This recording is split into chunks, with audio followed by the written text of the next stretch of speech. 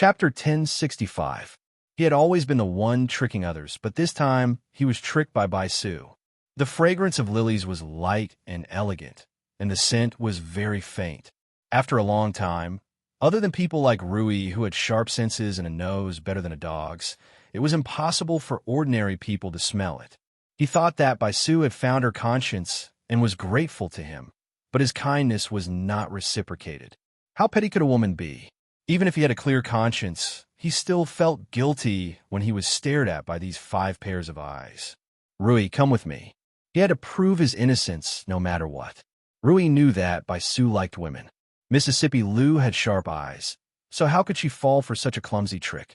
He and Rui walked to the courtyard outside, and Baisu was still sparring with Shawning.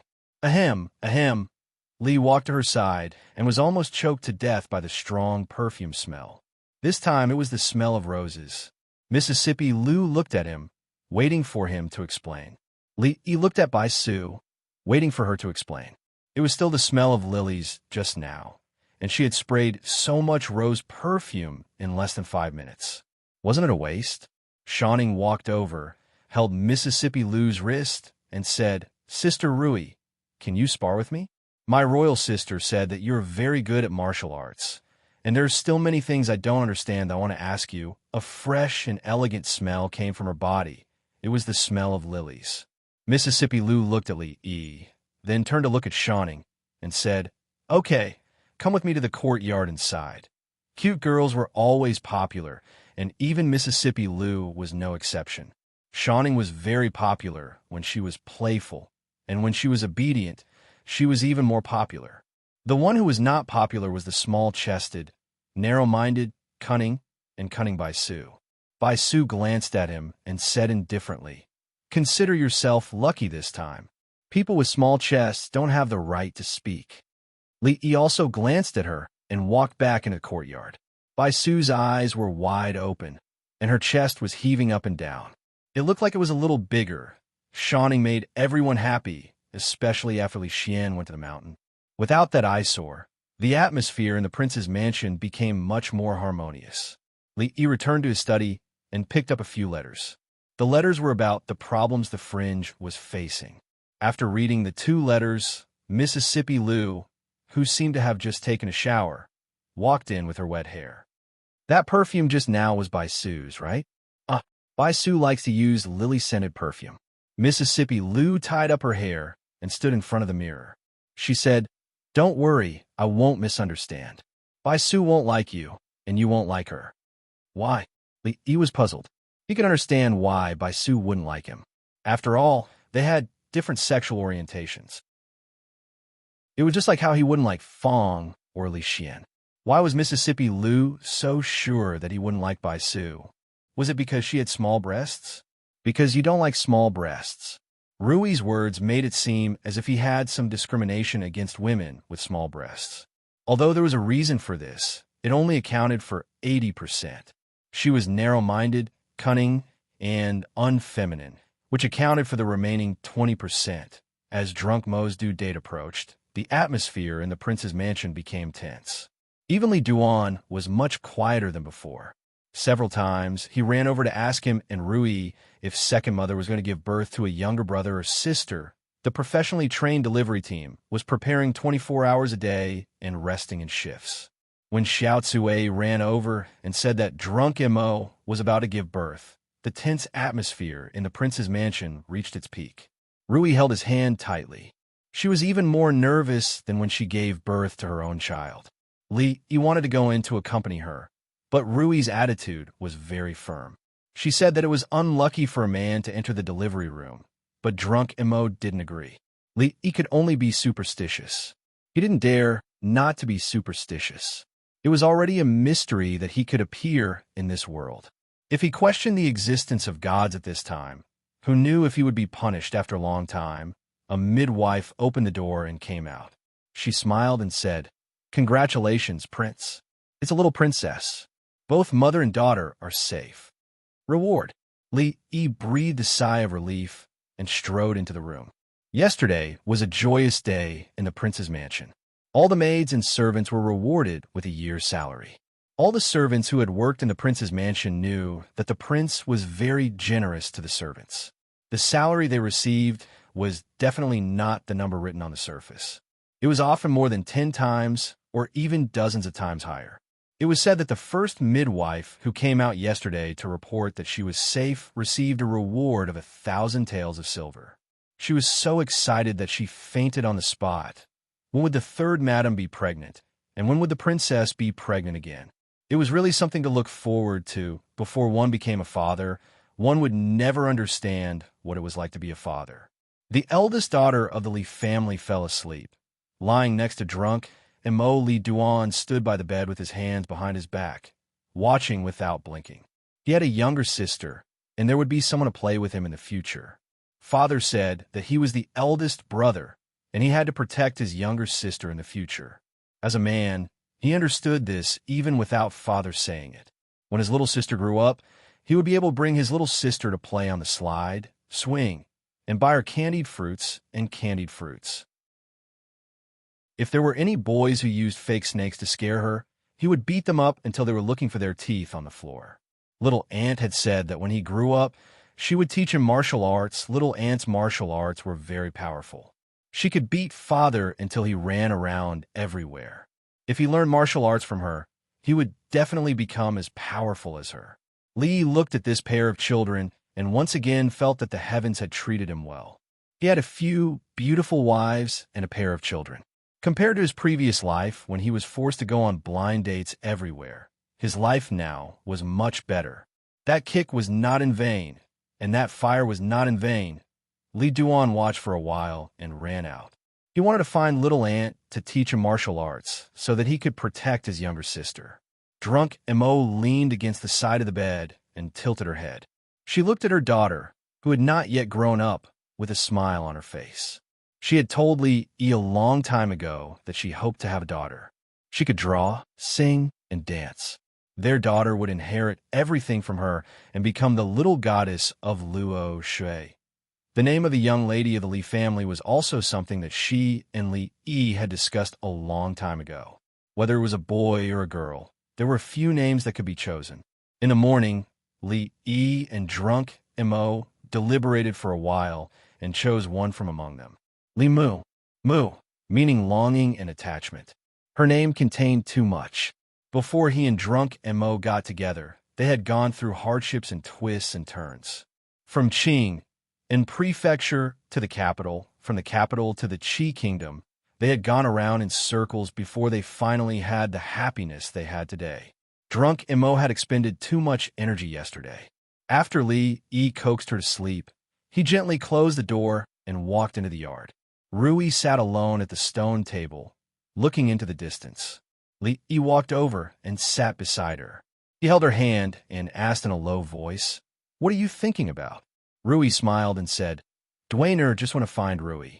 He said that he wanted to learn martial arts well, so that he could protect his sister in the future.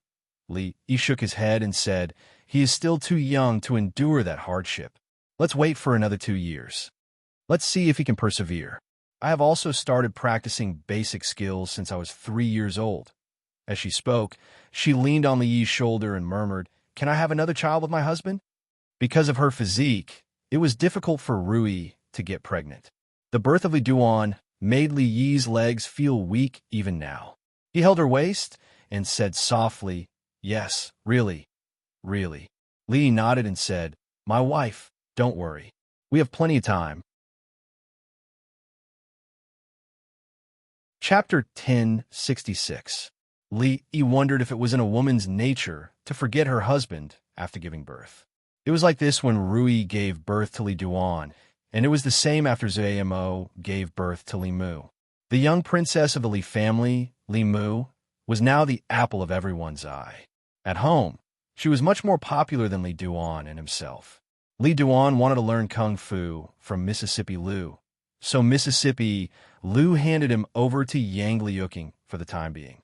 He swore to protect his sister, so he had to practice Kung Fu with tears in his eyes. Fortunately, although it was hard, he persevered. Li Duan was already 3.5 years old, so it would be good for him in the future if he could train his body a little. Women in confinement needed special care, So Li had not been idle these days. He had taken into consideration both nutrition and taste. He had put in a lot of effort. Li Xian had been in the land of chaos, and he had sent a letter saying that he would be back tomorrow. This also meant that they would not stay in Shuzhou for long, and they would be returning to the capital. Although one less Li Xian in the capital was not a big deal, he was still the emperor. Even if he could not stay in the capital, he could not always wander outside. So, Shanning had been in low spirits since yesterday. Li thought for a long time, then looked at her and said, "If he doesn't want to go back, let him go alone." Shanning raised her head and smiled. She said, "Gathering and parting. When there is gathering, there will be parting, and when there is parting, there will be reunion. Parting is for a better reunion. There is mother, sister, and many things to do in the capital. I can't always be outside." Li did not speak anymore. Shanning lowered her head and was silent for a while. Then she ran to the side, picked up a branch, and drew crisscrossed lines on the ground. She said, "Sir, let's play chess, beast chess." Beast chess was the first game that Li Yi taught her, and it was also the first game that she knew. It was taught by Li Yi to her, and after she carried it forward, it quickly became popular in the capital, especially among young children. She played very slowly and methodically. This made it difficult for Li Yi to use ultimate moves such as Little Dumbo, Tigger, and the universe's invincible Celestial Hound. Fortunately, he won and lost this time, and the probability of winning and losing was between 50 and 50. This made him even more sad. He knew that in chess, he would never have a chance to surpass Shanning in his life. He could not believe that she could actually win and lose one game, and she could not win one game more. As the game went on, even Bai Su, who was standing behind, saw it and looked at him with slight contempt. So the game of chess could not go on. He looked at the time, and it was almost time to prepare dinner. These days, Drunking's food was taken care of by him alone, including the ingredients, and he personally went to the market to pick the freshest.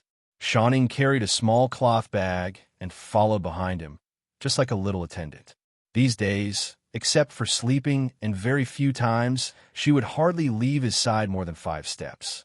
If it were not for Bai Su also following behind, this must have been a flawless day. Su seemed to have made a breakthrough recently. Li had not seen him for several days, but it did not matter. He just went out to buy vegetables, and he did not need a guru to escort him every time. What's more, although Bai Su had a small chest, a small heart, and a lot of shortcomings, her advantages were also very obvious. 8th on the heaven list, she was definitely a qualified bodyguard. With Fong, in Yong County, she could almost do whatever she wanted. Coincidentally, they met Yang Fu and the others on the street. The old man with the surname Wang, Yang Fu, and a few guards walked slowly on the street, talking to Yang Fu as they walked. In the past, old man Wang often asked him some questions or talked about some things about the Jin Kingdom. Later, for unknown reasons, he rarely came. Instead, when he was talking to Yang Fu about the way of the emperor, the latter often fell asleep on the table. Li Yi could understand Yang Fu because the prime minister's voice had a unique charm. Even he wanted to sleep when he heard it. "Your Highness Jiang of Silla." The old man with the surname Wang also saw him and cupped his hands to salute him. Li looked at him. "Prime Minister, this is..." The old man with the surname Wang cupped his hands and said, "Shuzhou used to be the poorest and most chaotic place in the Jin Kingdom. But in just 2 years, it has become so prosperous and rich." This old man brought His Highness King Jing out to have a look, hoping that Your Highness can learn something from it. Li looked at Yang Fu and found that his eyes were staring at the fruit-candied haws on the street stalls, and there was a look of longing in his eyes. He felt that old man Wang was still a little too hasty. So what if he learned it? The reason why Shuzhou had become the Shuzhou it was now was not only because of its unique geographical advantage, but also because it was his territory, and he could do whatever he wanted. The Wu Kingdom was still in someone else's hands. Even if Yang Fu learned it, it would be in vain. Li bought a fruit-candied haw for Shanning and Yang Fu, and the longing and envy on Yang Fu's face disappeared. Just as he was about to wave goodbye to them, a group of carriages slowly drove over from afar. The man in the lead looked left and right and suddenly walked over.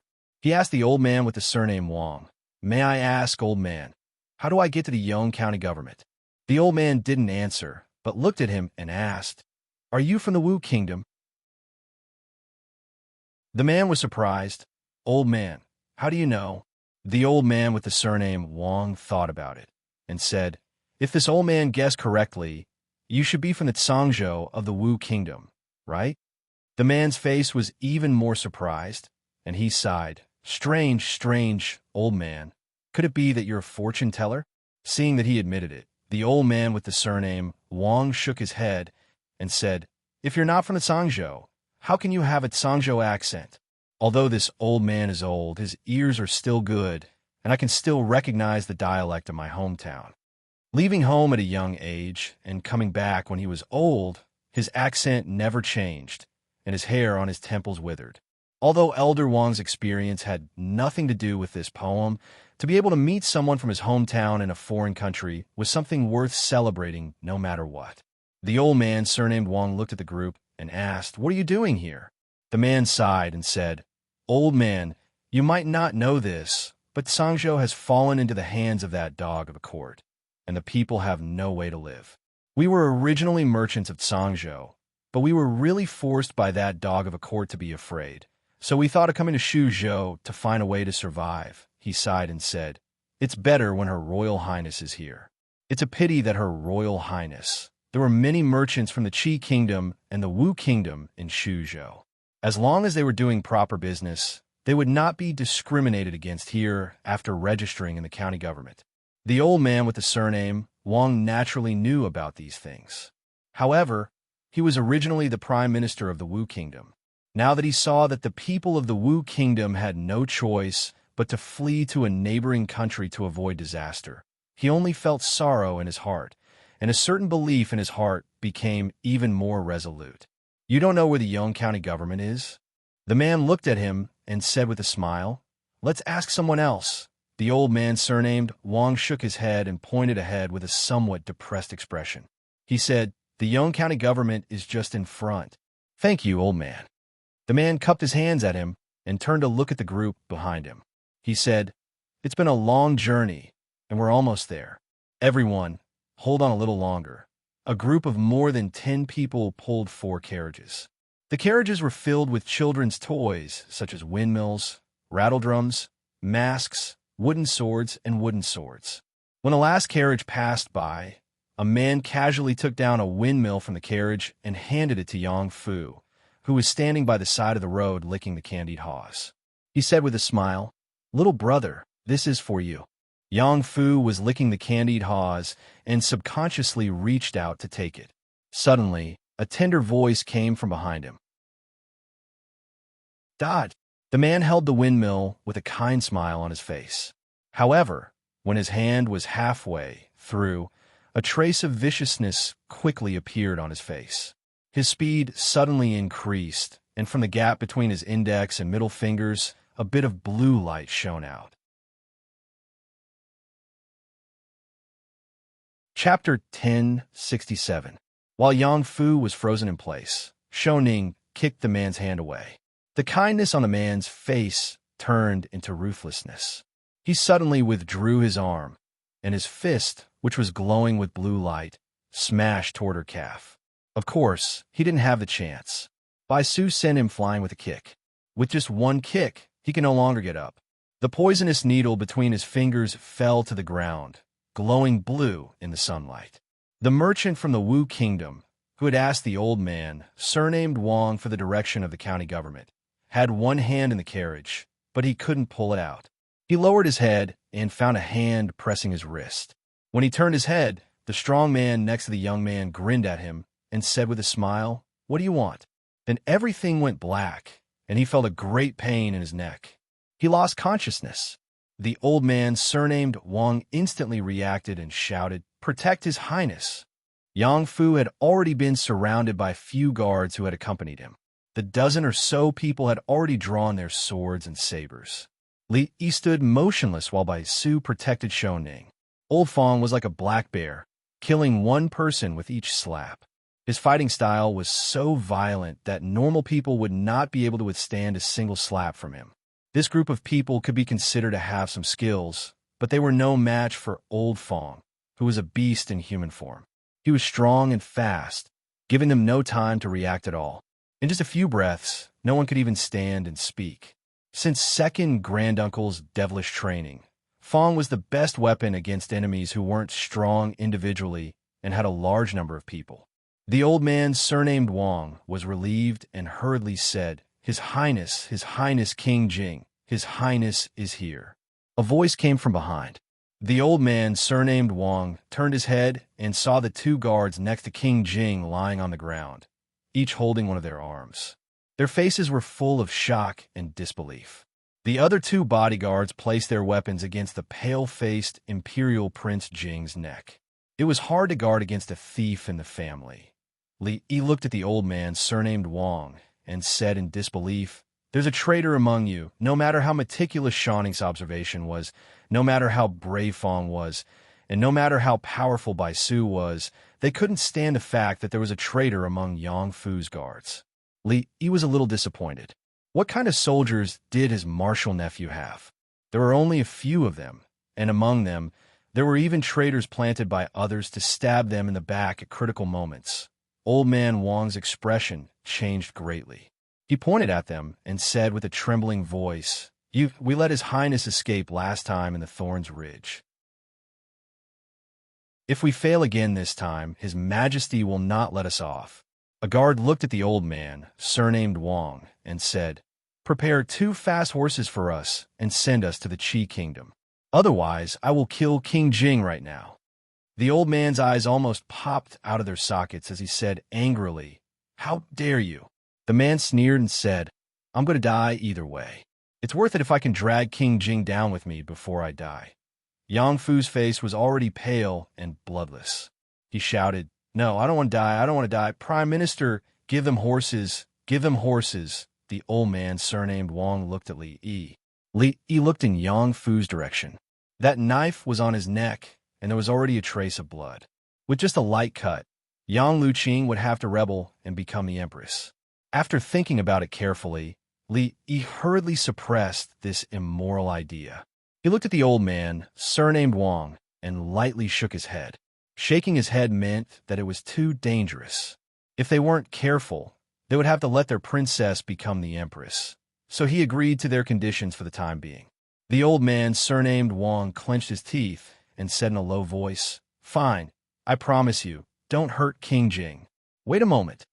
The guard looked left and right, then suddenly opened his mouth and said, he pointed at Shanning, who was protected by Bai Su, and said, "Let her come over." The old man, surnamed Wang, was startled. Li Yi narrowed his eyes slightly. Yang Fu, who had the knife on his neck, seemed to see a glimmer of hope. He shouted, "Yes, she is the princess of the Jing Kingdom. She is more important than me. She is more important than me. Just tie her up. Let me go, let me go." The old man, surnamed Wang's body swayed. He looked at Yang Fu as if he was looking at a stranger. His lips trembled, but he couldn't say a word. If it weren't for this little princess, King Jing would have been dead. How could he say such a thing? His body also began to tremble. His eyes dimmed, and his face was ashen. The guard had just said it casually. He could only see that the girl was of noble status, but he didn't expect her to be so noble. If he tied her up, wouldn't their chances of escaping be greater? He pointed at Shanning again and said loudly, "Let her come over, or I will kill King Jing right now. If we die together. Then let's kill her." Li Yi walked over and took Shanning's hand. He said, "Let's go home. If we go home late, the fish won't be fresh." It was because the fish purchased by the residents wasn't fresh that he and Shanning came out to buy live fish. If the fish were dead, they would have to come out to buy it again. He looked back at Fong and said, "Don't forget to have someone clean the floor later." The two guards looked at him with a stunned and shocked expression. "Then kill him." This was King Jing, not some random cat or dog. How could he just kill him? If he killed King Jing, what reason could the princess and the others have to rebel? This person, how could this person do this? You want to harm me. You want to harm me. Yang Fu's face became even paler. His face was full of despair. He shouted, "My royal sister will not let you go. My royal sister will not let you go." Li Yi sighed. He didn't sigh for Yang Fu, but for himself. He thought that Yang Fu was just a naughty and spoiled child. As long as he put in some effort, he would be able to bring him back to the right path. Obviously, he was too naive. The surrounding crowd had already retreated when the group of people took action. They were watching from afar. "You." One of the guards pointed at Li Yi and said angrily, "Don't think that I don't dare to do it." Li Yi waved his hand. "You do it. I'm watching." The two of them were stunned. They didn't know whether to advance or retreat. Puff! After two strange sounds, the two of them fell to the ground at the same time. There were two swallowtail darts stuck between their eyebrows. Yang Fu also fell to the ground. There was a stench coming from his lower body. Li Yi looked at Bai Su, who was holding two darts in her hands. Bai Su turned to look at him at the same time. He swore in his heart that he would never laugh at her for having a small chest again. The Yamen runners began to separate the crowd and gathered here. Fong pointed at the dozen people on the ground and said, "Take them back to the county office first." Then he pointed at the two people with darts between their eyebrows and said, "Take the bodies away." The old man, surnamed Wang, came to his senses. His eyes were dull. He looked at King Jing, who was paralyzed on the ground and had lost control of his bowels. He walked over and slowly squatted down. He didn't mind it. He picked him up and walked toward the crowd step by step. Ouch! The crowd dispersed. Hearing the sound, Li Yi hurriedly turned his head and looked at Shanning. He asked with concern, "What's wrong?" She frowned and whispered, "I was careless just now and sprained my ankle. Go back and ask Sister Rui to take a look at it."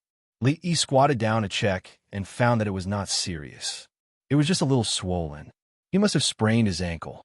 He turned his back to her and said, "Get up." Shanning blushed. She lay on Li Yi's back and put her arms around his neck. She said with a red face, This is not good." He had never seen anyone so happy after spraining their ankle. Li Yi tilted his head and looked at her. Shanning put her arms around his neck and asked, "Sir, I sprained my ankle. Can I not go back to the capital right away?" "Go back to the capital? Let's recover first." Li Yi turned his head and said angrily. She lay on Li Yi's back with a happy smile on her face. She felt that the pain in her ankle was not as bad anymore. Li Yi carried Shanning on his back. He looked at Bai Su, who was walking beside him, and suddenly said, "Miss Bai." Ever since he saw her skill with darts, he felt that as a man, he shouldn't be too stingy. He should take the initiative to find a chance to repair their relationship. "What?" Bai Su crossed her arms and glanced at him. She said emotionlessly, "I have a few secret recipes here." He glanced at her chest and said, "They can improve your figure?" Bai Su was stunned at first. After she understood what he meant, she immediately blushed and said angrily, "What do you mean?" "Pretend I didn't say anything." Li Yi shook his head. Since she didn't care, he wouldn't say anything. Shanning lay on his back and giggled. Bai Su lowered her head and remained silent. After a while, she turned to look at him and asked softly, "The secret recipes you mentioned really work?" Chapter 1068. Li Yi didn't expect Bai Su, who could only be considered half a woman, to care about her figure. He generously told her the secret recipe of the breast enhancement soup. He didn't have to worry that the effect wouldn't make her angrier. After all, this was personally tested by Mingzu. Bai Su wasn't even as good as Mingzu in the past, so the effect would definitely be more obvious. No matter how stingy this woman was, after drinking his soup, she wouldn't stab him with a dart, right? Shanning's ankle was really sprained, but it wasn't too serious. Rui took a look and massaged her for a while. She told her that as long as she had a good rest, she would recover in 3 to 5 days. Who would have thought that after Rui warned her for a while, she couldn't help but get out of bed? As a result, she tripped at the door and sprained her ankle even more seriously. This time, it wouldn't be a matter of 3 to 5 days. She would have to rest in bed for at least a month to ensure that she would recover to the same state as before she was injured and not leave any future problems. As her injury worsened, she seemed to be even happier. When Li Yi walked out of her room, he actually heard her humming a tune. Yang Fu had already taken a shower and used a lot of soap. There wasn't a trace of the stench on his body anymore. There wasn't a single guard in the room, so he felt more at ease. He was afraid of guards now. Prime Minister Wang stood in the middle of the hall. There was a brown stain on his body that emitted a foul smell. The smell made Yang Fu want to vomit, but he couldn't vomit because it was the smell he got when the Prime Minister carried him back after he had lost control of his bladder. He still hadn't recovered from today's events. He had nearly died when a man had handed him the windmill. When the guard had put his sword to his throat, he had nearly died. He touched his neck. There was a blood stain on it, and it still hurt a little when he touched it. If the knife was a little sharper, his head wouldn't be on his neck anymore. Fortunately, everything was over. That man actually let those two traitors kill him. When his imperial sister returned, he must tell her about this. Your Highness. The old man, surnamed Wang, ignored the stench on his body and took a few steps forward. Prime Minister. Yang Fu raised his head and looked at him. He didn't know why, but although the Prime Minister was very calm at this moment, he felt that the Prime Minister was very scary, very scary. Prime Minister Wang walked in front of Yang Fu and slowly sat down. He asked, Your Highness, do you still remember the way of the Emperor that I taught you? I remember everything. Yang Fu was overjoyed and immediately said, To be an emperor, one man is the heavens. With great power in hand, one must judge the situation, make the best use of everything, make the best use of people, have a broad heart to accommodate the world, and have a broad mind to accommodate all rivers. As an emperor, there is no need for him to be knowledgeable. He may not be able to compose good poems or write beautiful essays, but he must have the spirit of an emperor. He secretly rejoiced that he had memorized this part. Who knew that Prime Minister Wang would test him at this time? The old man nodded and asked, Does your Highness know what the spirit of an emperor is? Yang Fu was startled. He then shook his head and said, This, the Prime Minister didn't teach me. The old man thought about it and let out a long sigh. He slowly said, I indeed didn't teach you, but your Highness must remember that some things don't need to be taught. If you don't teach me, how would I? Yang Fu secretly muttered in his heart, but his face revealed an enlightened expression. He said, Yang Fu will definitely follow the Prime Minister's teachings and learn the way of the Emperor. The old man shook his head and said, Your Highness doesn't need to learn these things in the future. Really? Yang Fu raised his eyebrows and was overjoyed. The way of the Emperor was too long for him to memorize. It would be best if he didn't have to learn it in the future. Your Highness doesn't need to complete your daily homework in the future. Do whatever you want to do. The old man waved his hand and didn't look at Yang Fu again. He turned around and left. Yang Fu was still standing there in a daze. In the future, he didn't need to learn anything and could do whatever he wanted. This was supposed to be a happy thing, but why did he feel a chill in his heart? Yang Liuqing quickly walked into the courtyard and hurriedly asked, Is the Prime Minister and Yang Fu okay? She only heard that Prime Minister Wang and Yang Fu were assassinated outside today, so she hurried back. Wei Liang, who was waiting here, immediately said, Your Highness, the Prime Minister and King Jing are fine. Yang Liuqing asked, Where are they? King Jing is in his room. Wei Liang said, The Prime Minister is also in his room. The Prime Minister said that if your Highness comes back, please go and see him first. Yang Liuqing nodded and quickly walked to a courtyard. She knocked on the door. After a long time, a hoarse voice came from the room. Come in. Yang Liuqing pushed the door and entered. Prime Minister Wang was standing in the room. He was wearing an official robe and a high crown. He knelt down in front of her and said in a deep voice, I'm sorry, the former emperor. I'm sorry, Your Highness. Yang Liuqing was shocked and hurried forward to help him up. She said, Yang Fu is not injured. Prime Minister, you don't have to blame yourself. I'm not referring to today's assassination. The old man with the surname Wang shook his head and said, "Before the former emperor passed away, he entrusted King Jing to me. He hoped that I could set things right and support King Jing as the emperor. But I'm afraid that I can't fulfill the former emperor's last wish." Yang Liuqing's face turned pale. She looked at him and asked in a trembling voice, "Prime Minister, what do you mean?" The old man looked at her and asked, "Your Highness, do you know what happened today?" Yang Liuqing shook her head. "That little princess saved him. If it wasn't for that little princess of the Jing kingdom, would King Jing still be alive?" The old man with the surname Wang closed his eyes and said in a sorrowful voice, "But what is he doing? He wants to exchange his savior's life for his own.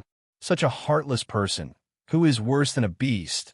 What right does he have to sit on that throne?" He knelt down again. Tears streamed down his face. He said in a hoarse voice, "I'm sorry. The former emperor entrusted me. I didn't teach him well." Yang Liuqing stood there in a daze. She couldn't come back to her senses for a long time. Her father and brother were killed. Her mother was forced to commit suicide. They had been on the run, gathered their forces, and gradually fought back. They only had one goal. They wanted to suppress Emperor Wu, who killed his brother and father. They wanted to support the former emperor's son, King Jing, as the emperor. Giving up on King Jing meant giving up on themselves. Without this reason, they were traitors and plotting a rebellion. It made a big difference to them whether King Jing became the emperor or not. However, as Prime Minister Wang said, "Yang Fu, he didn't deserve to be the emperor." "That's good." After a long silence, a smile of relief finally appeared on her face. She helped Prime Minister Wang up and said, "Let General Wei and General Chen dismiss those officers and soldiers. Let them divide the rest of the money. I've always made a mistake. In fact, Your Highness has also made this mistake." The old man shook his head and said, "King Jing is only King Jing. He can't represent anyone except himself. He can't represent the officers and soldiers, and he can't represent the world." Yang Liuqing was startled and looked at him. The old man knelt down again and kowtowed to Yang Liuqing 3 times. When he raised his head, his expression was solemn. He said in a loud voice, I beg your Highness, for the sake of the former emperor's last wish, for the sake of the people of the Wu kingdom, to suppress the traitors, to ascend the throne." Chapter 1069. Suppress the rebels and ascend the throne as the emperor. Yang Liuqing looked at Prime Minister Wang, who had a solemn expression on his face. His lips parted and he said with difficulty, "How? How is this possible? Why is it not possible?" Prime Minister Wang raised his head and looked at her with bright eyes. He asked, "Your Highness has been in the Jing kingdom for a long time. Do you know the eldest princess of the Jing kingdom?" Yang Liuqing nodded subconsciously. The eldest princess of the Jing kingdom, Li Emingzu, was unparalleled in beauty and martial arts. She also had the ability to govern the country. She was close friends with her martial uncle. She was her master's strong rival in love. Prime Minister Wang gritted his teeth and said, "Since the Jing kingdom has a princess in charge, why can't our Wu kingdom have an empress?" But Prime Minister Wang looked at her and continued to ask, "Your Highness, do you think that we can still pin our hopes on Imperial Prince Jing?" Yang Liuqing shook her head. "If that's the case," Prime Minister Wang kowtowed again and said loudly, "This old official sincerely requests Your Highness to ascend the throne." The door was pushed open with great force, and 2 figures walked in quickly. Wei Liang knelt down on one knee, raised his head, and said loudly, "This official sincerely requests Your Highness to ascend the throne." Chun Qing knelt down next to Wei Liang and said respectfully, "This official sincerely requests Your Highness to ascend the throne." Yang Liuqing looked at their solemn expressions and couldn't help but take a few steps back. A certain sturdy wall in his heart seemed to be shaken at this moment. Li Yi used the extremely sharp dagger that Mississippi Lu gave him to make a crutch for shawning. If she really had to lie in bed for a month, she would probably die of boredom. In order to stay here for a longer period of time, she purposely sprained her ankle and worsened her injury. Li Yi was angry and distressed. She wanted to find a suitable reason to stay. Why did she need to do this? When Li Xian came back tomorrow, she could pretend to break his leg by accident and let him stay here for a year or so. Wouldn't that be simpler and more effective? Fang walked in from outside and said, "Son-in-law, those guys were still stubborn at first, pretending to be tough guys. Later on, after a little torture, they were all released. The so-called tough guy was only relatively speaking." Fang's a little bit of torture was definitely not as simple as he said. However, this was no longer important.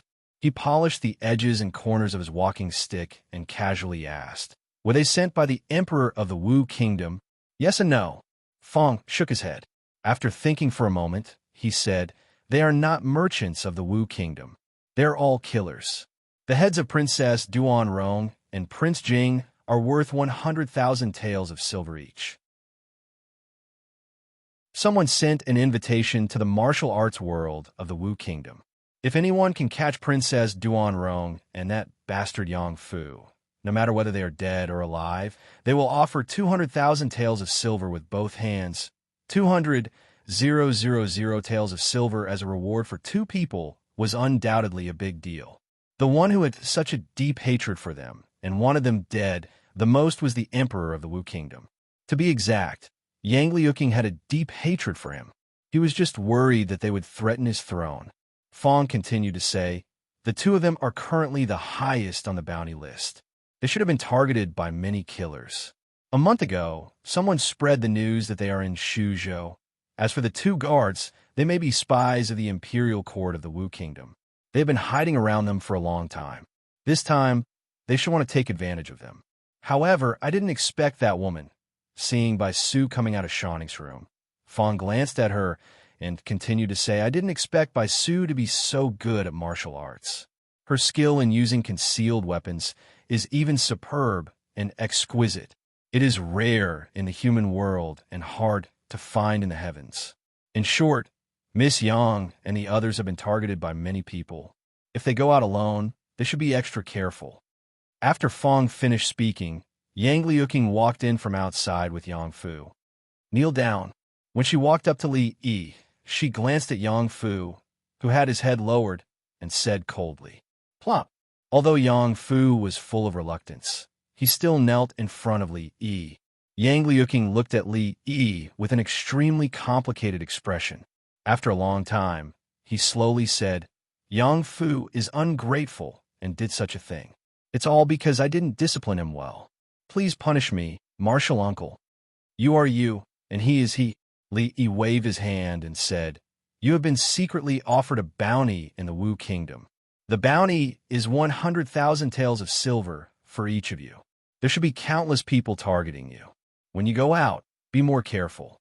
In addition, I don't know if there are spies of the imperial court among your people. It's better to thoroughly investigate them. Don't let today's incident happen again." "I understand." Yang Liuqing nodded, glanced at Yang Fu, and said, "Yang Fu, you go and kneel outside." Yang Fu didn't dare to disobey him, so he knelt outside. When the maids and servants passed by him, they couldn't help pointing at him. "This is the King Jing of the Wu Kingdom. He's still a prince. He's ungrateful and returns kindness with enmity. At such a young age, his heart is already so vicious. When he grows up," Yang Liuqing didn't say how long he wanted Yang Fu to kneel, but he only knelt for less than 10 hours before he fainted. It was unknown whether he was embarrassed or kneeling. A person's bad nature was completely revealed in this 14-year-old child.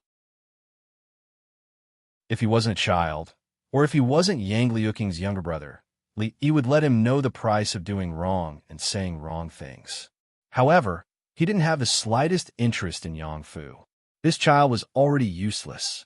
Whether they wanted to live in seclusion in the countryside or wanted to continue to rebel and support Yang Fu as the emperor, it had nothing to do with him.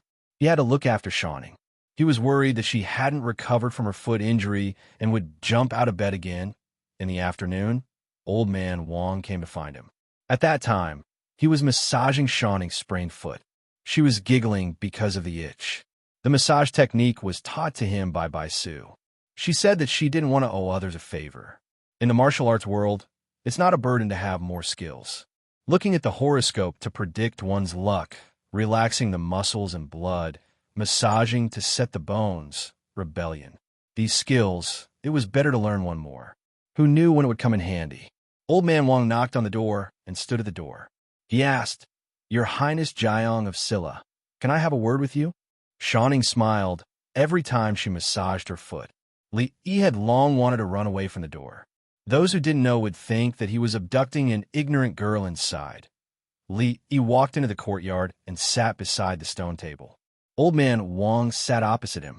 "Your Highness Jiang of Silla and the eldest princess of the Jing Kingdom, Li Mingzu, must be very close, right?" Li looked at Old Man Wang. He didn't know what he meant by this question. He waved his hand and said modestly, "Just this." Old Man Wang looked at him and asked, "Then what does Jiang of Silla think about Princess Duan Rong compared to the eldest princess of the Jing Kingdom?" Li thought for a while and shook his head regretfully. In terms of appearance, at this level, there was actually no difference between them. It could only be said that each had their own merits. Mingzu was the domineering empress type. Although Yang Liuqing was a princess, she was the pretty daughter of a humble family. Their identities were not much different. In terms of martial arts, they were far apart. In terms of breasts, they were not far apart in the past, but now they were far apart. In general, they were still not as good as Mingzu. Old Man Wang seemed to agree with his conclusion and nodded. His eyes were slightly dim as he said, "The eldest princess of the Jing Kingdom is a genius. Your Highness is indeed not as good as her." Li Yi was a little puzzled. For no reason. Why did Old Man Wang compare Yang Liuqing and Mingzu? He wasn't as free as him. He still had to boil bone soup for Shining to nourish her body. He stood up and said, "Prime Minister Wang, if there is nothing else, I will leave first." "The soup is still boiling in the pot." Prime Minister Wang raised his head and suddenly looked at him. His eyes flashed and he asked, "Jiang of Silla, if we want to support Her Highness as the Empress, is there any possibility of success?" Li looked at him and was stunned for a while. Seeing Xiao Huan and Xiao Chui walking into the courtyard, he turned his head and said, "Xiao Huan, go and see if the bone soup in the kitchen is ready. Don't overheat it." Then he said to Xiao Chui, "Go and brew a pot of tea." Prime Minister Wang's train of thought is very strange. Li Yi looked at him and sat down again. He praised, "I admire it very much."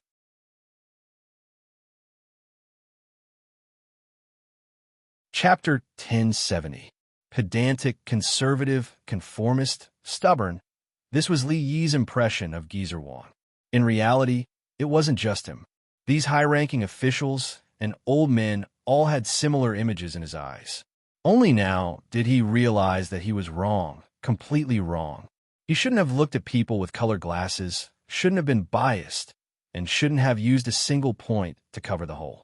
He had committed the most common mistake in the world. How was this the stubborn old prime minister? This was simply a pioneer with an avant-garde ideology. In the era without the Wu woman, Geezer Wang's ideology was hundreds or even thousands of years ahead of the rest of the world. What kind of ideological realm was this? Li took a sip of tea, looked at him, and asked, "If I support Princess Duan Rong as the Empress, what will happen to King Jing?" Geezer Wang should have already thought of this problem. Without any thought or hesitation, he said, "I will announce to the public that King Jing was ambushed by a traitor sent by Emperor Wu and unfortunately died. That traitor killed his brother and father, and now he even wants to assassinate his own brother. He has lost his virtue and has lost the mandate of heaven. The people of the Wu kingdom should rise up and rebel against the tyranny." To be able to think of even this kind of method, Geezer Wang's image in Li Yi's mind was invisibly raised by another level. "This is a good idea." Li Yi nodded. It was a rebellion, after all. The most important thing at the beginning was to find a reason, such as a tyrannical ruler, losing the mandate of heaven, the fall of the Emperor's star, the coming of purple chi from the east. With this as an excuse, the rest of the operation would be carried out in a logical manner. Jiang of Silla is a genius who has assisted the Jing kingdom in its resurgence. He is experienced and knowledgeable, so he must be able to see further than this old man. Geezer Wang looked at him and said, "This old man only has one question. Is it possible to support a woman as the empress?" Li Yi put down his teacup and said with a smile, "Prime Minister Wang, have you heard of an old saying?" Geezer Wang looked at him and asked, "What old saying?" "Anything is possible." The old man, surnamed Wang, thought for a moment and asked, "May I know who said this?" An ancient person with the surname Li once said that everything is possible. Li Yi smiled and said, "This sentence is for Prime Minister Wang. Anything is possible." The old man, surnamed Wang, repeated these words over and over again. After a while, he stood up and bowed respectfully to Li Yi. "Thank you, Jiang of Silla." In the eyes of the world, a woman becoming an empress was undoubtedly a fantasy. Several months ago, even he could not accept it. However, too many things had happened in the past few months. First, Imperial Prince Jing had no talent or virtue, which made him thoroughly disappointed. Then, the eldest princess of the Jing kingdom took charge of the government and rapidly rose to power, which also caused his mentality to change greatly. The Wu kingdom was different from the Jing kingdom and the Qi kingdom. If he wanted to change the current situation, he had to open up a new path. This path was unprecedented since ancient times. It was the first path since the beginning of the world. He did not know if this path would work until he received confirmation from Jiang of Silla. He came to ask him only to get confirmation. This would be his unwavering direction in the future. "Prime Minister, you're too kind." Li Yi waved his hand and asked with interest, "A woman becoming an empress is something that has never happened in history. Why did Prime Minister Wang suddenly think of supporting Princess Duan Rong as the empress?" "I'm afraid it's not just because Imperial Prince Jing has lost his virtue, right?" The old man, surnamed Wang, asked in return, "Since the Jing kingdom has an empress, why can't our Wu kingdom have one?" Li Yi said in surprise, "Since when did the Jing kingdom have an empress? Although she doesn't have the title of empress, she is the real empress." The old man, surnamed Wang, said with certainty, "The Jing kingdom's emperor is muddle-headed and lazy. He is thousands of miles away from the capital city. All the affairs in the court, big or small, are handled by the eldest princess, Li Mingzu. If she isn't the empress, then what is she?" Cough. Li Yi covered his mouth and coughed softly. The old man, surnamed Wang, waved his sleeve. "The Jing kingdom needs a vase emperor, but the Wu kingdom doesn't need one.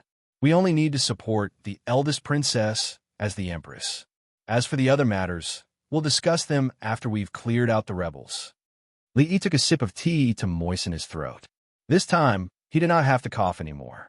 Li Xian walked over from behind and put his arm around the old man, surnamed Wang's shoulder. He smiled and said, Come and tell me. Tell me why the Jing kingdom's emperor is muddle-headed." "Who did it?" Li Xian had returned half a day earlier. When he found out that Shanning was injured, he was extremely angry. He looked at Li Yi and said angrily, "I've only been gone for a few days, and you've already injured Shanning. How did you protect her? How can I be at ease when I hand her over to you in the future?" Li Yi could not refute this matter. Shanning used her other uninjured leg to hop over and said, "Brother, it's not Mister's fault. It's all my fault. Where's the assassin? Who sent him?" Li Xian's anger had not dissipated. How dare he assassinate the Jing kingdom's princess? "I'm going to hack him into pieces." "The Wu kingdom's emperor." Li Yi looked at him and said, "The assassin was sent by the Wu kingdom's emperor. Why don't you send your troops to wipe out the Wu kingdom? I'll lend you the Red Barbarian Cannon and give you a 20% discount on the new weapons." Li Xian quickly calmed down. The war between the Jing kingdom and the Qi kingdom and the Zhao kingdom had just subsided for less than 2 years. They were still at the stage of stabilizing the national economy. It was impossible for them to wipe out the Wu kingdom for no reason. Even if Li Xian agreed, the courtiers would not agree. Li Xian had nowhere to vent his anger. He gritted his teeth and said, "I'll go and see how the old man's writing is going. Meditate and reflect on one's own mistakes. Don't talk about other people's wrongs while chatting." This ancient saying was very good. Don't speak ill of others behind their backs. Because old man Wang spoke ill of Li Xian behind his back, he was taken down by two imperial consecrators on the spot. The two consecrators were older than him, and there was no such thing as respecting the old and loving the young. Li Xian did not make things difficult for him. He just locked him in his room and made him write a 5,000-word reflection.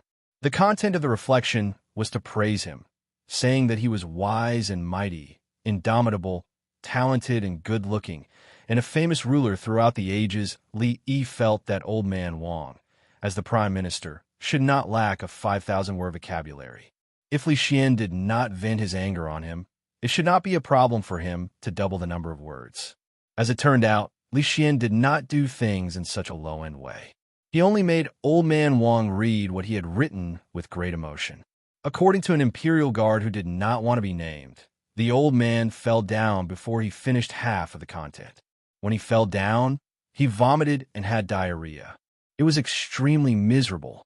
Li Yi had not seen old man Wang for 3 days, and it had also been 3 days since he saw Yang Fu. In these 3 days, Yang Liuqing did chores such as cleaning the courtyard and drying the clothes as usual. She was more like a servant girl of the Li family than a princess. She never talked much.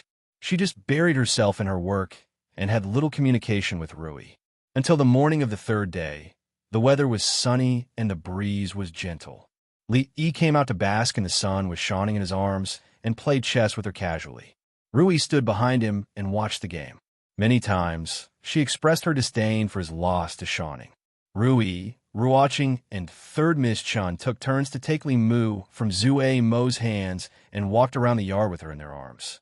A little further away, Yang Liuqing was helping Li Duan correct his movements. Under her guidance, Li Duan had been able to play a complete set of boxing. Of course, his fist technique only had the form. It did not have any power.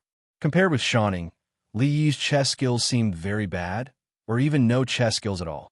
So it made Mississippi Lu have the illusion that she could also beat him.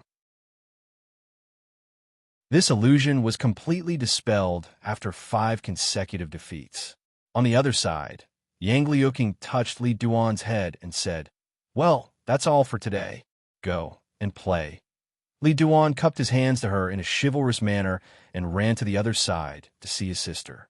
Yang Liuqing turned around and saw that her master was blaming Uncle Li Yi for losing the game. The place where Uncle Rui was also warm. She looked at the situation in this small courtyard and couldn't help smiling. For her, there was no place in this world that could compare to this place. She stood in the shadow of the trees, facing a warm and harmonious family. When she turned around, there were only knives, spears, swords, halberds, mountains of corpses, and seas of blood. She walked out of the shadow of the trees and into the sun, but it seemed that she had walked into the deeper shadow. She walked to Li Yi and Rui with a smile on her face and said, "Master, Uncle, I'm here to say goodbye to you."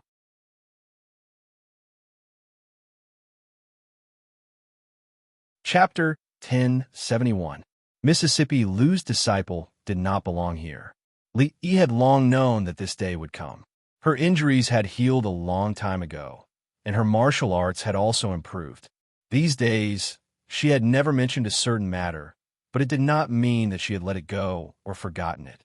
In her eyes, there was the great hatred of her parents and brothers, as well as the people of the Wu Kingdom.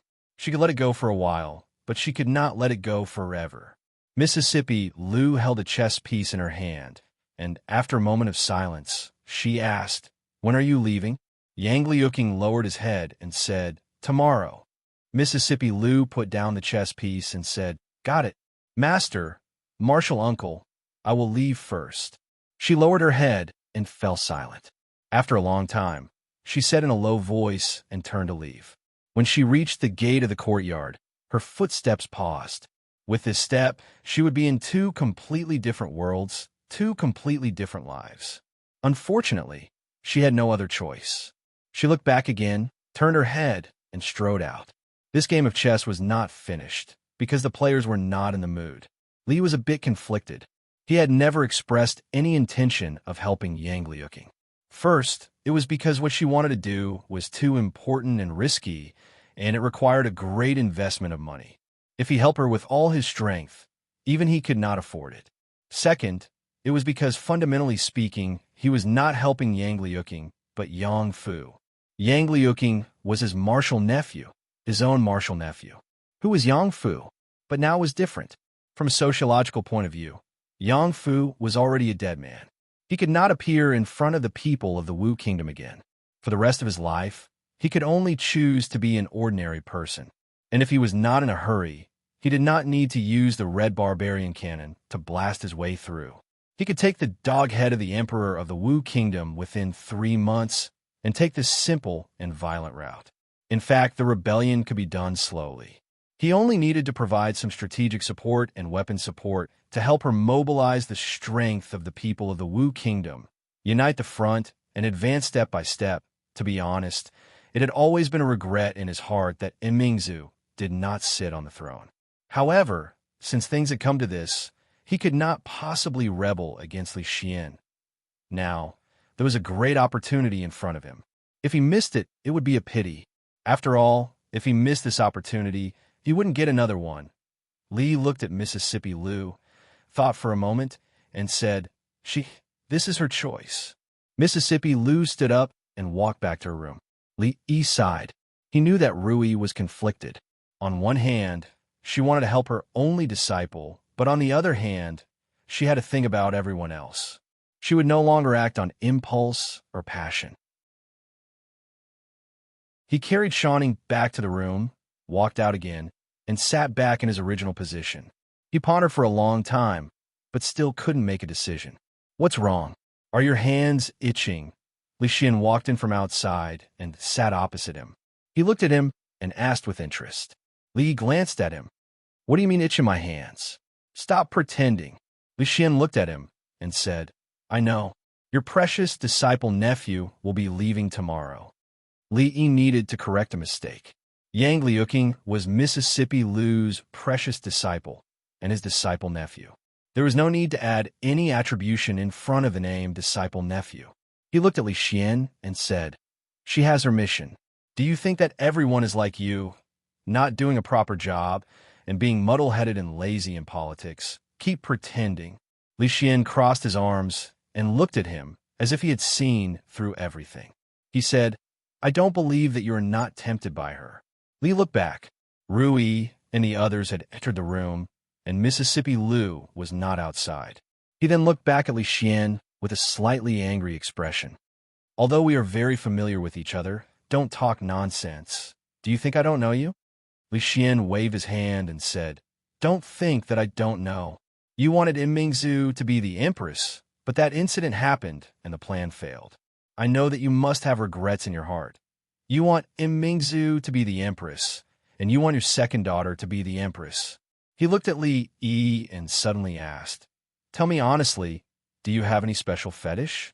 Do you especially like empress, queen, and princess Imingzu, Shawning, Yang Liuqing, Yongning? You must have this fetish. Li Xian looked at him and continued. This time, it was personally suggested by that old man. I don't believe that you will miss this rare opportunity. Slander, naked slander. The reason why he was conflicted was because he did not want his martial nephew, his own martial nephew, to die for nothing. He also did not want Mississippi Lu to fight for Zhongtian or not.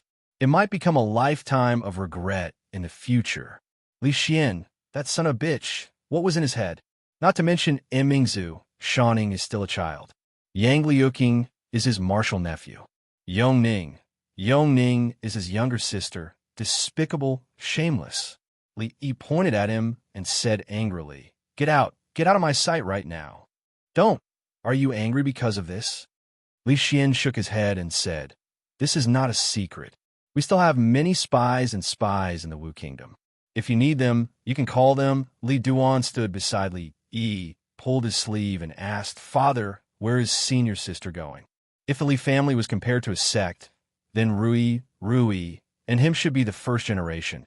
And now there were also watching Enzue Imo. Yang Liuqing was Rui's disciple and counted as the second generation. Li Duan and Li Mu. In the future, there might be Li Xiao and Li Rong, and their other children were also the second generation. In this generation, Yang Liuqing was the eldest. Li Yi patted Li Duan's head gently and said, "Senior sister's going back to her hometown." Li Duan was a little disappointed when he heard this. Senior sister was gone, and there was one less person to play with him. But even he wanted to go back to the capital and see Xiao Rui. Senior sister had been away from home for so long, and she must be very homesick. Old man Wang got into the carriage early. He was too ashamed to see anyone now, especially Li Xian. At his age, he was caught on the spot criticizing others behind their backs, and then he suffered inhuman torture. This would be a stain that this old man could not wash away for the rest of his life. Wei Liang and Chun Qing stood behind Yang Liuqing, looking resolute. There was a kind of rustling wind and cold water, and a strong man who would never return. Yang Liuqing walked to Mississippi Lu, knelt down on both knees, and respectfully bowed 3 times. He stood up and said, "Master, I'm leaving. Take care of yourself in the future." He was half a step behind Mississippi Lu. He could clearly see her clenching and unclenching her fists. Yang Liuqing turned and left. After a few steps, he suddenly stopped and walked to Li Yi's side. He said, "Uncle, I have a few words to say to you in private." Li Yi was startled. He confirmed that she was talking to him and not Mississippi Lu. After glancing at Rui, he turned and walked into the room. Yang Liuqing slowly followed. She looked up at Li Yi, and a smile appeared on her face. She said, "After thinking about it carefully, there are some words that I still want to tell Uncle before I leave. I'm afraid that if I leave this time, I won't have the chance to say it again." Li Yi's lips parted slightly, and a look of surprise appeared on his face. What's going on? He suddenly thought of a ridiculous possibility in his heart, but he quickly erased this thought. This was too ridiculous. At this moment, Yang Liuqing had already begun to speak with a smile. "Actually, Uncle has always been the person I admire the most in my heart." Li Yi secretly cursed in his heart. As expected, he had guessed correctly. Mississippi Lu was standing outside. If she wanted to listen, she could totally hear what he said. However, she was about to leave. Before leaving, Li Yi did not want to hurt her heart anymore. How should he reject her tactfully so that he would not hurt her? Should he tell a white lie? But Rui's limpid eyes would not cut him with a sword out of kindness. "Uncle is very smart. In my heart, you are the smartest person in the world. You have penetrating insight, and you take every possibility into account. There is nothing that can baffle you." Li Yi blushed a little as he waved his hand and said, "Not at all. Actually, I'm still a little far from what you have said." Yang Liuqing smiled and said, "Uncle doesn't have to be humble. I have seen all the things that you have done all these years." He did not expect that she had secretly been paying attention to him for so long. Li Yi sighed and said, "I understand your intentions, but Uncle is very smart. But in some matters, you are very stupid." Yang Liuqing looked at him and said, "Actually, Master and Uncle are very similar. Both of them will not easily speak out their thoughts. However, Uncle is a man. There are some things that cannot wait for a woman to speak first." This turn was a little abrupt. Li Yi did not react in time. "These words cannot be said to Master. I can only say it to Uncle." Yang Liuqing looked at him and said, "From now on, I don't know when we can meet again. I don't know if we can meet again. Uncle, take care." She said this last sentence, turned around, and walked out of the room. Li Yi looked at her back and sighed. He said slowly, "Stop right there." He rubbed the space between his eyebrows. Because of a certain problem, he felt a slight headache. How to launch a successful rebellion in the ancient times. Waiting online. It's urgent.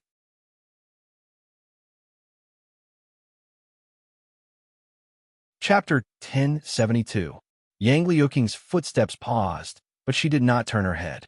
"You're going to die like this." Li Yi shook his head and said, "Isn't it just a rebellion? It's not a big deal. Uncle Master will help you." Yang Liuqing's body trembled slightly. All these years, she had only shed tears twice: when her father and brother had been killed, and when her mother had committed suicide, and when she had reunited with her master. She had brought Yang Fu with her when they had been chased by the imperial court. She had not cried when they had been on the run. She had not cried when they had fought their way out of a mountain of corpses and a sea of blood when they had been defeated by the imperial court. But at this moment, because of Li Yi's words, she had instantly burst into tears. She wiped her tears, and when she turned her head, her face was already smiling. She shook her head and said, "Uncle Master, I appreciate your kindness, but these are my niece's family matters. Please do not interfere." Li looked at her and asked, "Do you know what the first rule of our sect is?" Yang Liuqing shook her head and said in a low voice, "We do not have a sect, and we do not have rules." "Now we do." Li looked at her and said, "The first rule of our sect is to be obedient." "Uncle Master," Li gently patted her head, as if he was patting Li Duan, and said, "Be good, be obedient, Uncle Master. If you do not listen, you will be punished according to the sect rules." She looked at Li Yi's solemn expression, opened her mouth, and did not say another word. However, the tears in her eyes that she had been holding back rolled down uncontrollably, sliding down her face. At first, it was only one or two, but then it became a string. She squatted on the ground and hugged her knees. Although she was still trying hard to hold back, she could not help but cry out. Li Yi was most afraid of girls crying. When Zumo cried, he could hug her and comfort her gently, but the person in front of him was his martial nephew. When Yang Liuqing cried, he didn't even know where to put his hands, especially when Mississippi Lu heard the noise and walked into the room. She stood at the door and saw Yang Liuqing squatting on the floor, hugging his knees and crying. When she looked at him again, he didn't know what to do. Yang Liuqing cried for a while before she stopped. She stood up straight, her face slightly red. Li thought of what she had just said and asked curiously, "What did you say just now? What happened between your master and me?" Mississippi Lu glared at him, then at Yang Liuqing, and pulled her away. He was a little confused. He wasn't the one who had made her precious disciple cry. He couldn't help her, but he couldn't help her either. He was in a bad spot. It was normal for girls to be sentimental. There was nothing shameful about crying, not to mention in front of him and Rui. Old Man Wang would be greatly embarrassed. Because he didn't want to see anyone, he had long hidden in the carriage, waiting to leave. But now that he was not in a hurry to leave, he had to get off the carriage and walk back under everyone's gaze. Even the servant girls of the Li family knew that the old man beside Miss Yang liked to talk behind people's backs. He was so old that he still pooped his pants. Old Man Wang had replaced Yang Fu and become a man of the hour. As early as a few days ago, Yang Fu had been sent to the mountains. He would spend a very long time on one of the mountains in the land of chaos. Chun Qing had personally led people to the Wu kingdom to spread the news that the former emperor's legitimate son, King Jing, had been assassinated by Emperor Wu's men and died early. This just happened to confirm an old saying. Some people were alive, but they were already dead. Rebellion had never been a simple thing. Rebellion also had to pay attention to basic laws and core values. Li Yi played it down when he said it, but when he really carried it out, he had to be very careful with every step he took. Fortunately, he had a lot of useful information to search for and countless historical experiences to learn from. He didn't even have to tailor it for them. There were thousands of ways to rebel, and there would always be one that suited them. Moreover, she wasn't rebelling. She was also the legitimate heir of the Wu kingdom. What she wanted to do was to set things right. In fact, compared to Mingzhu, it was even easier for her to ascend to the supreme position. Mingzhu's real identity was a princess, and she was the real princess royal of the Wu kingdom. She had a very high prestige among the people of the Wu kingdom. According to Old Man Wang, they also had some old subordinates of the former dynasty who were deeply hidden in the imperial court. Before the official rebellion, Li Yi naturally had to understand these things first. This time, he didn't intend to use too much power. Wang Wei and the others would be enough to manage the fringe well. Other than a few experts, the Lu League didn't need to move into the Wu kingdom on a large scale. Their power was never the deciding factor, and they were also not Yang Liuqing's biggest reliance. Historical experience told him that the more ferocious the enemy was and the more difficult the environment was, the more it was necessary to mobilize the power of the people. Uncle Master. A figure came from behind and sat beside him. Yang Liuqing was silent for a moment. Then he said softly, "Uncle Master, I don't want to take revenge anymore." Li Yi turned to look at her. She thought for a moment and said, "Once we start the rebellion, many people will die, many innocent people." Li Yi knew that deep in her heart, she still didn't want to be a burden to him and Rui. But in reality, he didn't want to be a burden either. In the face of an army of tens of thousands, their strength was far from enough. Li Yi looked at her and asked, "Even if you don't start the rebellion, will there be fewer people dying?" Yang Liuqing lowered her head and didn't say anything. The Wu Kingdom was now divided by warlords. There were conflicts between the imperial court and the major forces, and between the major forces themselves. The ones who suffered in the middle were the millions of innocent people. As long as this chaos didn't end, the people would suffer one more day, and the number of people who died would increase. She shook her head and said, "I can't be a burden to Master and Uncle Master." Li Yi looked at her and said, "You're Master, and I can't help you clear away all the obstacles. You still have to rely on yourself." A smile involuntarily appeared on her face. Even if she only had 500 soldiers under her command, as long as she knew that her Master and Uncle Master were behind her, she still had the confidence of a magnificent army. Yang Liuqing nodded and showed a hint of determination on her face. She said, "Thank you, Uncle Master. I definitely won't let Master and Uncle Master down." Li looked at her and said, "It's up to you to rescue the people of the Wu Kingdom from the abyss of suffering." Yang Liuqing thought for a moment and suddenly asked, "Uncle Master, can I ask you a question?" "Go ahead." Li leaned back on the chair and put his hands behind his head as he said casually, "Uncle Master seems to really want us to rise up and rebel." "Really?" "Ever since the day Prime Minister Wang came to find Uncle Master, I felt it. Before that, I knew Uncle Master didn't want me to take revenge. It must be a misconception." Li Yi saw that she was looking at him. He looked around and saw Shanning, who had one leg wrapped and was sitting on the swing with Yoning. He thought for a moment and said, "If Emperor Wu hadn't killed his father and usurped the throne, you wouldn't have escaped to Shuzhou. If you hadn't escaped to Shuzhou, he wouldn't have sent people to kill you. If he hadn't sent people to kill you, Shanning wouldn't have attacked that assassin. If Shanning didn't attack that assassin, she wouldn't have sprained her ankle." Yang Liuqing looked at him with a trace of doubt on her face. "So, if Emperor Wu hadn't killed his father and usurped the throne, Shanning wouldn't have sprained her ankle." Li Yi looked at Shanning, who was not far away, and explained, "She's my disciple. If I don't avenge her ankle, I won't be able to take it lying down."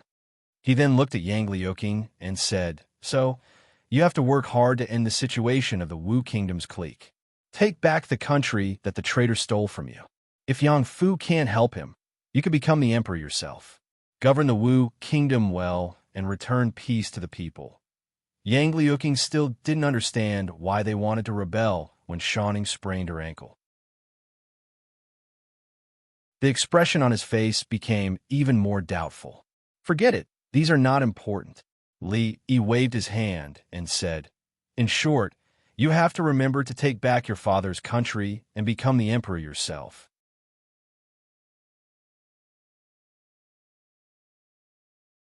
Chapter 1073. From the bottom of his heart, Li Yi actually did not want to persuade someone to be an emperor. This was the minister appointed by the late emperor of Wu Kingdom to entrust the orphan to him.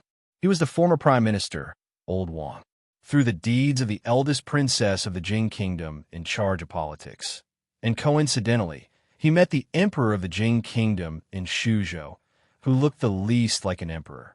After suffering a double blow both mentally and physically, he brainstormed for a while before coming up with this unprecedented idea that would shock the heavens and the earth and make the gods cry. Li Yi could swear to God that he had no part in this process. What was more coincidental was that it was Yang Liuqing who wanted to overthrow the tyranny of the Wu Kingdom, establish a new regime, and liberate the poor people of the Wu Kingdom. Who was Yang Liuqing? He was Mississippi Lu's disciple, the only disciple, and his blood relative. Who was Mississippi Lu? She was Lu Rui, his sister-in-law, the only sister-in-law, and his blood relative. He and Rui were of the same generation, so Yang Liuqing was his martial nephew, the only martial nephew, and his blood relative. Could he just watch as his own disciple send himself to his death, and cause Rui to sink into pain and sorrow every time she thought of her disciple? Obviously not. Moreover, Shanning had sprained her ankle, and he had to take revenge. Li decided to go back to his room and take out the proposal that he had been saving up for a while to refer to it. It was originally tailor-made for Mingzu, but due to various reasons, it could only be put aside permanently.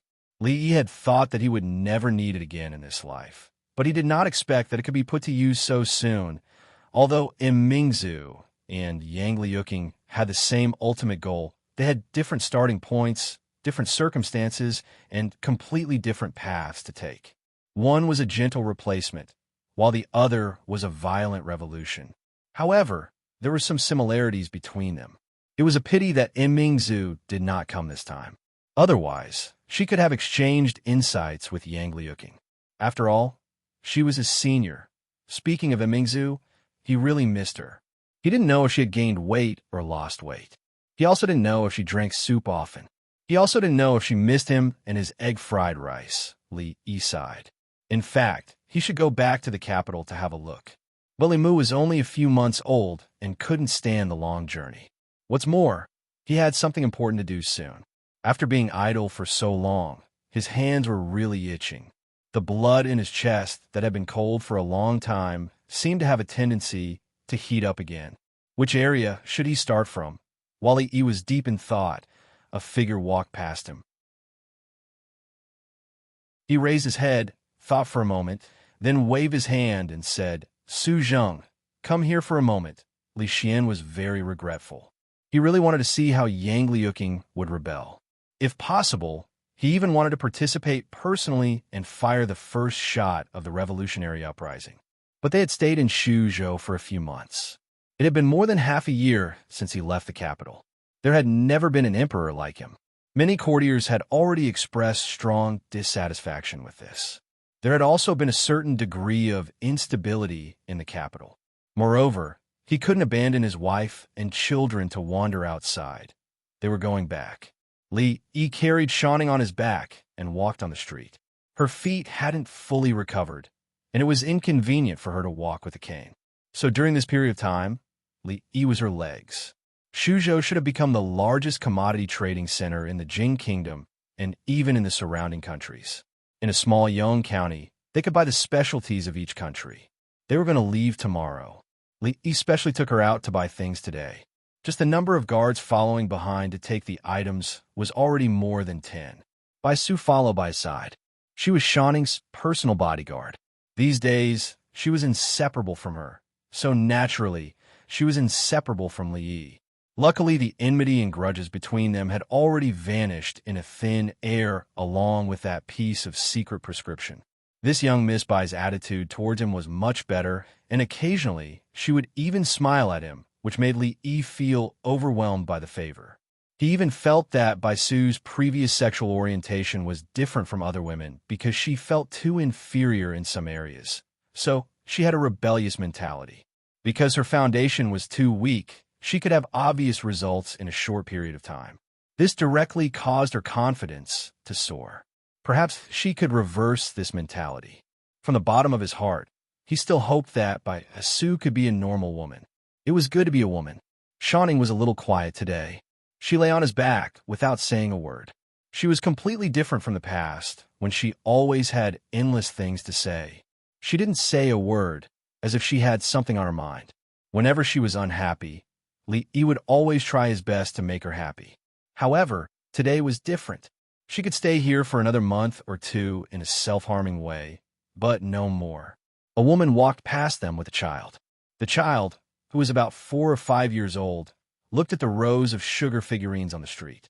He tugged at the woman's sleeve and asked, "Mother, what are these?" The woman looked back and said with a smile, "These are sugar figurines. The child looked at the sugar figurines in the shape of animals. His throat moved, and he asked, "Can these sugar figurines be eaten?" The woman smiled and walked forward to ask the old man blowing the sugar figurines, "Old man, can these sugar figurines be eaten?" Seeing his mother walk to the stall, the child's face lit up with joy. His eyes seemed to be shining. When the old man saw that there was a customer, he immediately nodded and said, "Yes. Madam, how many do you want?" "It's only 2 copper coins each." The woman turned back and stroked the child's head. She said, "Did you hear that? Grandpa said it can be." With that said, she held the child's hand and disappeared into the vast crowd. Chronicles, who was lying on Li Yi's back, finally laughed. "Haha, sir, did you see that?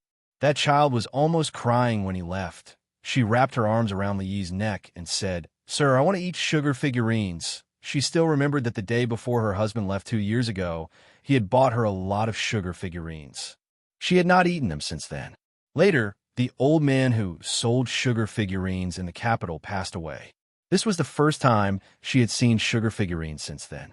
When Li Yi walked over, the old man got up from his chair and asked, "Sir, do you want sugar figurines?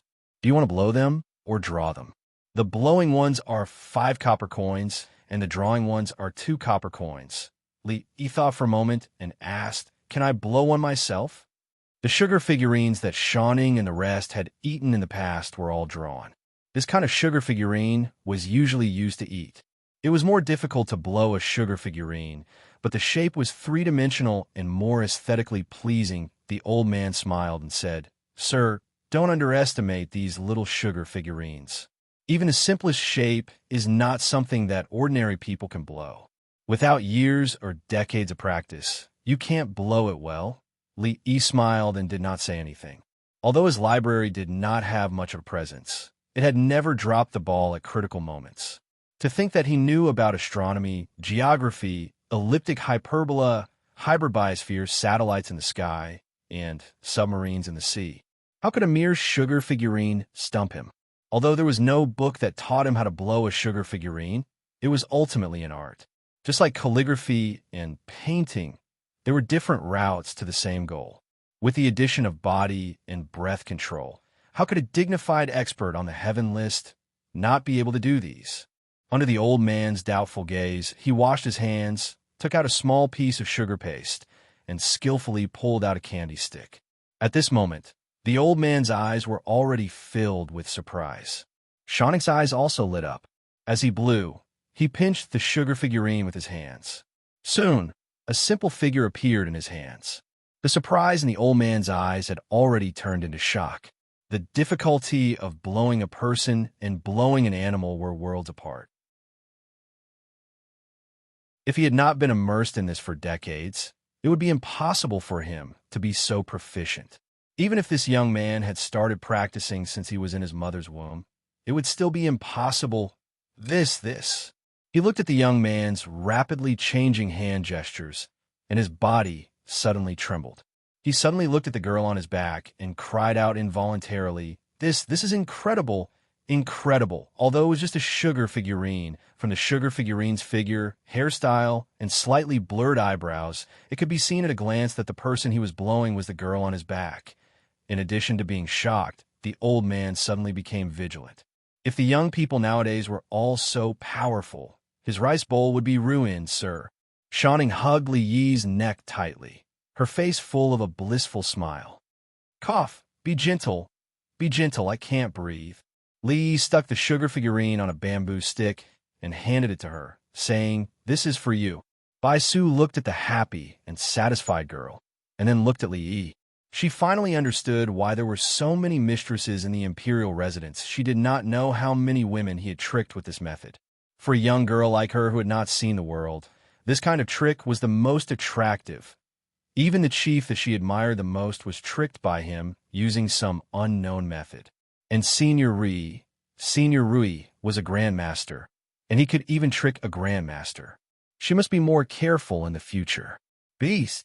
She looked at the beautiful girl on his back and the lifelike sugar figurine in her hands. She secretly spat in her heart. If you have the ability, blow one for her too.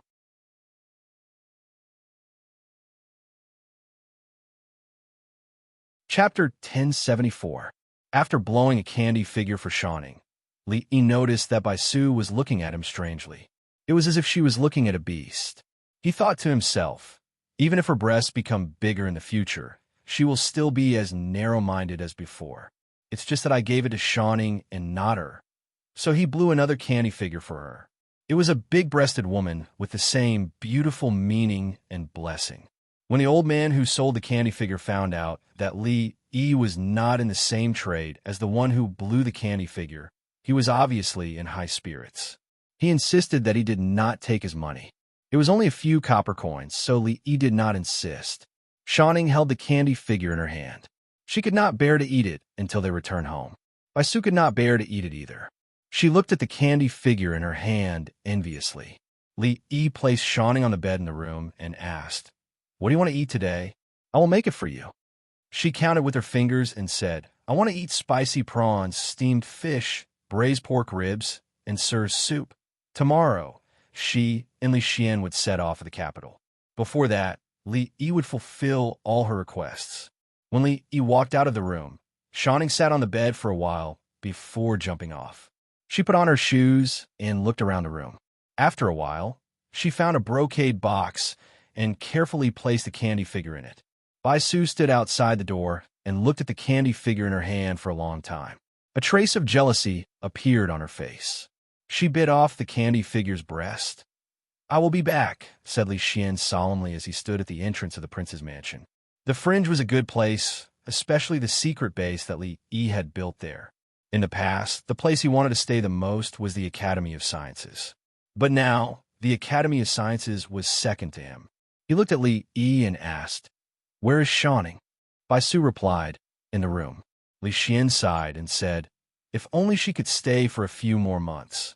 Li looked at his legs, and Li Xian felt an inexplicable chill run down his spine, and he shivered. Li looked at him and shook his head. "You guys go first. Wait at the city gate. I will bring her there in a while." In the room, Shawning's foot was still wrapped in white gauze. When she saw Li she said in a low voice, "Sir." Li walked to the bed and squatted with his back to her. He said, "They have gone first. I will carry you to the city gate." "Wait a minute. I still have something to bring." Knowing that Mr. would carry her to the city gate, Shu Ning seemed a little happy. She hurriedly jumped off the bed, ran to the cabinet barefooted, and took out a small box. "Wait a moment. I still have something to bring." Knowing that her teacher would carry her to the city gate, Shawning was clearly happy. She quickly jumped off the bed and ran barefoot to the side of the cupboard. She took out a small box. Li pretended not to see it, and she pretended not to see it. Li pretended not to see it. Holding the box, she ran over, put on her shoes, and lay on his back. The sloppy old man glanced at her. "Little girl, you don't have eyes." Baisu lowered her head and didn't say anything.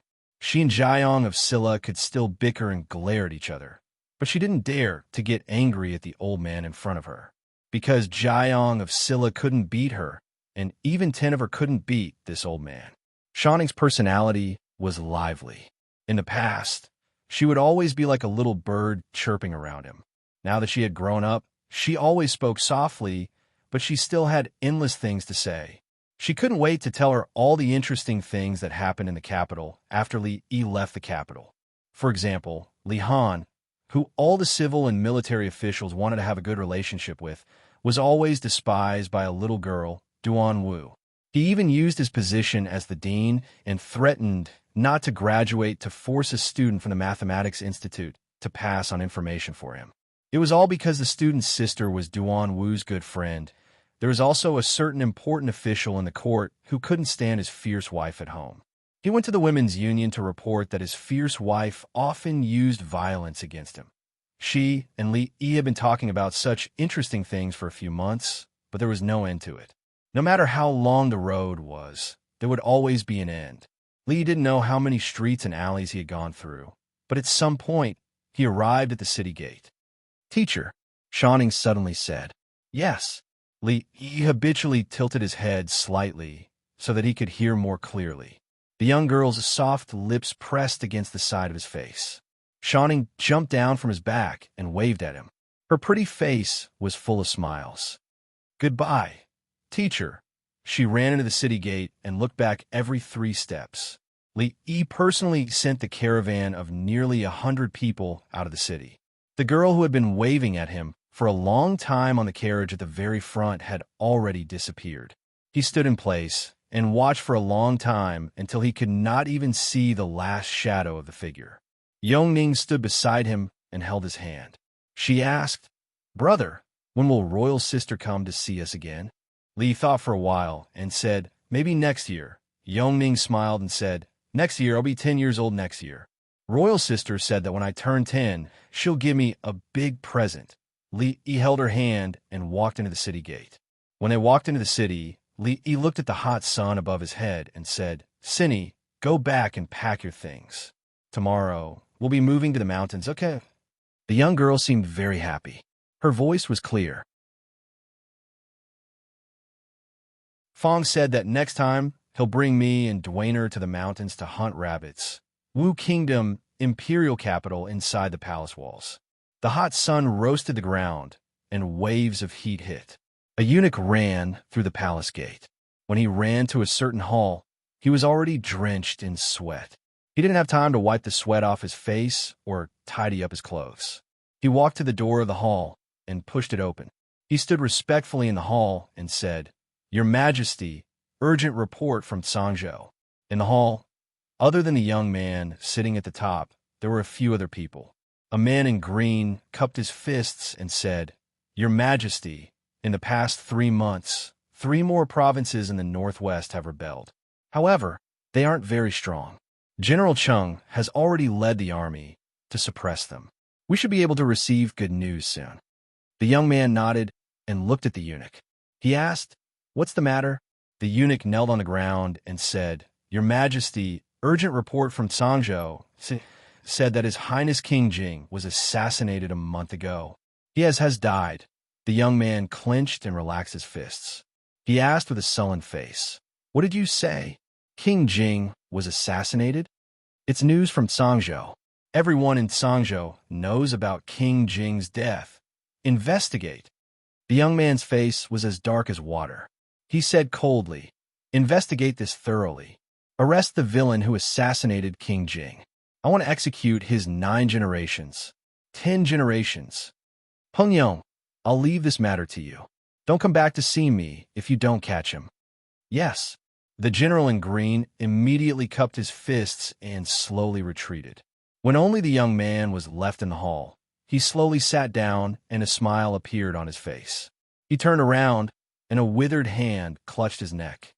Grand uncle." He was lifted up by the neck. His face was red, and he said with difficulty, opposite him, an old man looked at him with bloodshot eyes. He gritted his teeth and said, "Be ****starred. Do you still have any humanity?" His hand tightened slightly, and the young man's face became even redder. After an unknown amount of time, he released his hand and suddenly flung it. The young man fell to the ground, clutching his neck and gasping for breath. The old man looked at him and did not hide the murderous intent in his eyes. He said gloomily, "If you hadn't massacred all the members of the Yang imperial family, and only the 2 of us are left, I would have sent you to see your father today." The young man clutched his neck and suddenly laughed. He said, "So what if I massacred them? Isn't there still Grand Uncle? If you kill me, you can become the emperor yourself. You're just afraid that you're too old to have a son and leave the Yang imperial family without a successor." The old man kicked him, and the young man's body moved several feet horizontally in the hall. A trace of blood flowed from the corner of his mouth, but his face was full of a crazy smile. "Lunatic, you lunatic!" The old man looked at him and said angrily, "Do you really think I don't dare to kill you? Of course you don't dare." The young man supported himself against a pillar and slowly stood up. He asked mockingly, "Other than you and me, there are no males in the Yang imperial family. If you kill me, who will become the emperor? My poor sister?"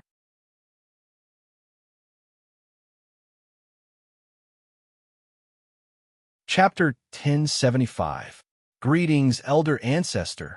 Two eunuchs stood at the entrance of the hall. When they saw a figure in gray walking out, they immediately knelt on the ground. The old man did not even look at the two eunuchs and quickly left. The two eunuchs looked at each other and saw fear in each other's eyes. How could they not have heard the commotion in the hall just now? However, among the two people in the hall, one was the current emperor, and the other was the most revered elder ancestor of the royal family. A battle of this level was far from what they could participate in. When the elder ancestor was young, he was the most famous prince in the Wu Kingdom. He had once personally led an army and won a war that almost overturned the Wu Kingdom. After that, he quickly quelled a few rebellions in the country and captured countless people's hearts. However, just when he had won the hearts of the people and the court officials, and was only one step away from ascending to the throne, he inexplicably went to pursue some illusory martial path and left the imperial capital. There was no news of him for 20 years. At that time, the emperor was already beyond cure. Before he passed away, he searched everywhere for the elder ancestor, but to no avail. In desperation, he could only pass the throne to his younger brother. More than 10 years later, a prince who held great power forced the emperor to abdicate and rebel. His army had already fought their way to the outskirts of the imperial capital. He was only one step away from making the emperor pass the throne. However, on the last day of the 3-day limit that the prince set for the court officials and the royal family, his own head was hung on the palace wall. In one night, more than 10 generals who had participated in the rebellion were all killed, and their heads were separated from their bodies. The elder ancestor had quelled the rebellion single-handedly. From then on, he had become a legend in the hearts of the people of the Wu Kingdom and the court officials. He was also the greatest glory of the royal family. It was said that he had already climbed to the peak of martial path. His martial arts cultivation was superb, and it was difficult to find a match in the world in the royal family. He had the highest seniority, the most respected position, and the greatest influence. Even the emperors of the past dynasties had to be respectful to him. It was a pity that there were not many people left in the royal family of the Wu Kingdom now. After His Majesty ascended to the throne, blood flowed like a river in the capital. Those who were uprooted were not only the ministers who accused him of plotting to usurp the throne, but also all the men of the royal family. They were all killed by him for various reasons. Every time they thought of this matter, they would feel a chill down their spines. The door to the hall was slowly pushed open. The young man wiped the blood from the corner of his mouth and brushed off the footprints on his chest. He held his chest and walked out with great difficulty. The expressions of the two eunuchs changed, and they immediately went forward. Your Majesty, what's wrong? Imperial physician, quickly summon the imperial physician. The young man waved his hand and said, Let the head of the internal guards come and see me. Yes. The eunuch responded and left quickly. The internal guards belonged to the emperor alone. Other than being responsible for the safety of the imperial city, they also controlled the matters of the imperial capital and even the entire Wu Kingdom. They were a sharp sword hanging over the heads of all high officials and nobles. The young man walked back into the hall and slowly walked to the top and sat down. He clenched his fists tightly, and his face was as gloomy as water. He wiped the blood from the corner of his mouth and muttered, Grandmaster, Imperial Uncle, I am the Emperor of the Wu Kingdom. You are old, very old, so old that you can die. Not long after, an old eunuch pushed open the door and walked to the young man's side. He bowed and said, Your Majesty, what are your orders? The young man looked at him, narrowed his eyes, and asked, Is Yang Fu really dead? The eunuch said in a hoarse voice, Your Majesty, although no one has come to claim the reward, the news of King Jing's death has already spread to several prefectures, including Sangzhou. In a few days, the entire Wu Kingdom will know about it. At that time, even if he is not dead, there is no difference from being dead. He cupped his hands respectfully. Congratulations, Your Majesty. With King Jing's death, no one will be able to pose any threat to Your Majesty. The young man pondered for a moment and said slowly, If he is alive, I want to see him. If he is dead, I want to see his corpse. Think of a way to contact those spies. Yes, your majesty, the eunuch answered. The young man looked at the eunuch and asked, You are only one step away from becoming a grandmaster, so you must know a lot about martial arts. Grandmasters can never be defeated, right? The eunuch shook his head and said, Grandmasters are not immortals. No matter how good their martial arts are, they're only one person. They can't fight against thousands of troops and horses. If thousands of troops and horses can be used, do I need to ask you? The eunuch shivered and immediately said, Apart from that, only a grandmaster could defeat a grandmaster. Hidden weapons and poisons are just insignificant tricks to them. The young man clenched his fists and said in a deep voice, Help me recruit a grandmaster at all costs. The eunuch was stunned and said, Your Majesty, most grandmasters are indifferent. They come and go without a trace. The young man looked at him and asked, You mean you can't do this? The old eunuch trembled. He cupped his fists and said, Please rest assured, Your Majesty. The young man returned to his seat and looked at the empty hall. He murmured, The Wu Kingdom only needs an emperor. It doesn't need an ancestor. The fringe had long been built into a stable base by Li Yi. After clearing out the bandits, the first thing he needed to do was to roll up his sleeves and work hard to focus on the construction. Up until now, the several mountains around the stockade village had all been renovated. There was a slide down the mountain, and the road up the mountain was also made of cement. After the dozens of mountains in the vicinity were surrounded, a city was formed. It was called the City of Rui. At first, Li Yi wanted to name the city after himself. Unfortunately, his name was not as nice as Rui's. The title of Wulin Chancellor and King of Bandits was Rui, not him. He had no choice but to give up. The headquarters of the Lu League had long been moved to the city of Rui. They occupied a mountain alone. After mixing up the bandits they had subdued, there were more than 20,000 of them. These people were in charge of the defense of the entire fringe. They were in charge of the defense of the entire land of chaos. With the cooperation of a few thousand people in the land of chaos, which was easy to defend but hard to attack, with the advantage of the terrain and sharp weapons, even the army of the Wu Kingdom would not be able to break in. Of course, these were the forces of the city of Rui. Li Yi did not intend to use these people to help Yang Liuqing attack the city. They would not be of much use outside. Every summer, when the weather was the hottest, it was a good choice to come to Rui to escape the heat. Rui had nothing to do, so she taught a few disciples. Drunk Ink had been idle for a long time, so she could not help but start designing clothes. Of course, this included brassiere. This time, Li Yi had a reason to openly admire and help her come up with strategies. Ruoqing was actually the busiest. Although she had put aside the matters of the brothel, she had an even more important mission. In the near future, there were countless people in the Wu Kingdom who were in dire straits, waiting to bathe in the radiance of the Empress. In the far future, there were hundreds of thousands of lost believers in the Qi Kingdom who were waiting for her to guide them. One advised people to be kind and charitable, while the other advised people to be evil and rebel.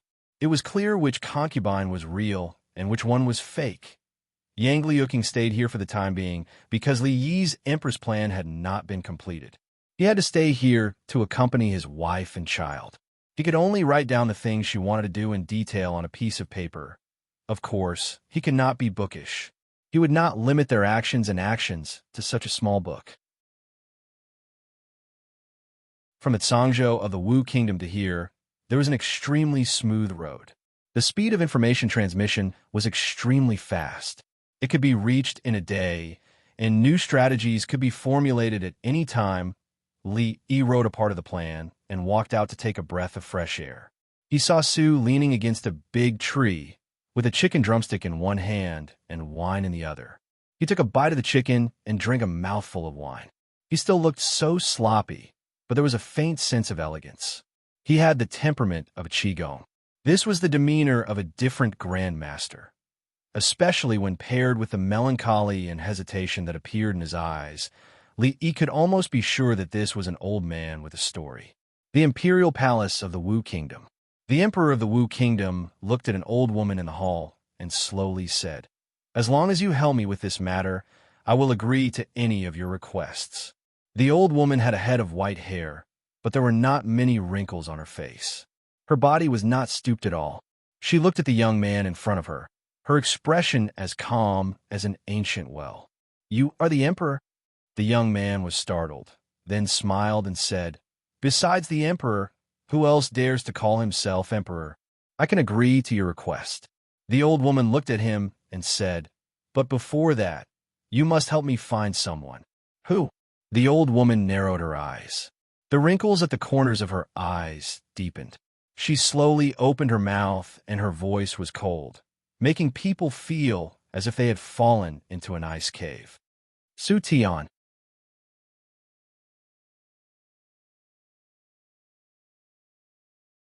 Chapter 1076. Cough, cough. When Li Yi saw that Su picked up the wine pot and gulped it down, he knew that he might have choked because he had eaten too much chicken. The one who loved to eat chicken was second granduncle. In order to satisfy his craving for good food, there were 5 cooks in the family who specially made chicken for him. There were a variety of methods, including dozens of methods and over a dozen cuisines. Occasionally, they would even create new methods. Su didn't like to eat chicken in the past. He loved white rabbit creamy candies. However, he couldn't stand eating too much sugar when he was old, so he started to imitate second great uncle. Li Yi knew that Su was actually from the Wu Kingdom. For most masters, those mundane things could no longer pique their interest. They pursued higher martial arts. Most of them would choose to travel around in search of opportunities to break through again. Of course, Su's opportunities were not outside, but here. Li Yi walked over and sat opposite him. He asked, "White rabbit creamy candies have released a new type of milk candy with low sugar content. It won't spoil your teeth. Su, do you want to try it?" The sloppy old man didn't even raise his head. He said, "Tell me, what do you want me to do?" It was great to talk to such a straightforward person. He was straightforward and didn't beat around the bush. Li Yi thought about it and said, "Su is also from the Wu Kingdom. I don't think you want to see the people of the Wu Kingdom suffer from war and live in misery. I'm not going." The sloppy old man wiped his mouth and said even more straightforwardly. Li Yi was stunned. "I haven't said what it is. You want me to protect that little girl." The sloppy old man looked at him and said, "I'm not going to the Wu Kingdom." It wasn't good to talk to such a straightforward person at all. The sloppy old man stood up and said, "With your second young mistress and the experts on the heaven list, even a master won't be able to do anything. Moreover, the only master left in the Wu Kingdom is Yang Wanli. He's also a member of the Yang royal family. He won't do anything to that little girl." Li Yi originally thought that there was nothing to worry about in the fringe with Rui and second great uncle by his side. There were also many guards outside. Yang Liuking's trip back to the Wu Kingdom was fraught with danger. With a master by his side, he didn't have to worry too much about his safety. However, since Elder Su said so, he did not insist. After all, Elder Su was a guest, not a servant of the Li family. He thought for a while and asked curiously, could it be that the Wu Kingdom only has 2 grandmasters, Elder Su and Yang Wanli? 2. The sloppy old man waved his hand and said, 3. Isn't there another one here? That's even more impossible. Anyway, don't worry, there aren't that many idle grandmasters in the Wu nation. The sloppy old man seemed to be very unwilling to talk about this topic. After saying that, his figure quickly disappeared. Li looked at the old man's back and shook his head. Perhaps he was really thinking too much. At first glance, Ri, second great uncle, Su, Chang, the Taoist priest with the surname Yuan, and the Taoist nun in the Qi kingdom were all masters. It seemed like masters were everywhere. But when he thought about it carefully, he didn't seem to have heard of any other masters besides them. He stretched his body and walked back to his room to finish writing the unfinished plan. Yang Liuqing knocked on the door and walked in. "Uncle, you were looking for me?" Li Yi nodded and took out a book from the drawer. He handed it to her and said, "Keep this. It'll be of great use in the future." Yang Liuqing took it and looked at it. She was stunned and looked at him. "Uncle, this," Li Yi pointed at the book, "Rebellion. What you need to know and said, "This book is a general program and also a basic introduction. You can read it after you go down and see if you can understand it. If there is anything you don't understand, you can ask me. As for the next step of the plan, you can modify it according to the actual situation." Sorry, I took the wrong book. He saw the cover of the book and was stunned. He immediately took back the book Queen Training Plan from Yang Liuqing and put it back into the drawer. He handed the book Rebellion, What You Need to Know, to her and said, "This is the book. Read it carefully these few days.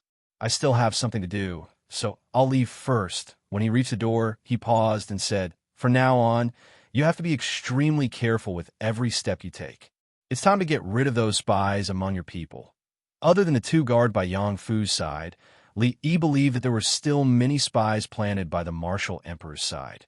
The existence of these people would always be a threat, and as for how to identify and deal with them, he believed that they had their own methods. Both Wei Liang and Chun Qing came from the military, and each of them had a group of absolutely loyal personal guards who had gone through fire and water with them. It was impossible for them to be disloyal. First, these people were eliminated. There were still a few dozen of them left in the fringe. They were all left in a mountain. They did not have to worry about food and clothing here, but it was impossible for them to send any news out. Whether there were spies among them or not, it wouldn't matter anymore after a few years. After this round of cleansing, they had less than 500 soldiers. Including the first batch of people arranged by Lu Meng, they only had a little more than 600. However, their combat strength couldn't be simply measured by the number of people they had. Not to mention that some of them were experts who could fight against 10 or even dozens of experts. Even with Divine Punishment's excellent equipment, it was enough to easily deal with the elite troops of the Wu Kingdom. Of course, they had only a few people they could use to begin with. If they wanted to turn the situation around with such a small number of people, only fools would go head-on against the army of the Wu Kingdom. Yang Liuqing and the others probably still needed some time to prepare. When the first step of the plan was formulated, they would walk out of the fringe and take the first step of the revolution. Originally, he wanted to discuss with Drunken Mo about a few trendy underwear styles, but Old Man Wang came looking for him. They could only slowly talk about the underwear at night. Li Yi admired Old Man Wang very much. He was avant-garde and bold. Although he was old, he wasn't pedantic at all. This was very rare in the current era. Moreover, in the future revolution, as the former prime minister and the role model of the literati of the Wu Kingdom, Old Man Wang would play a very big role.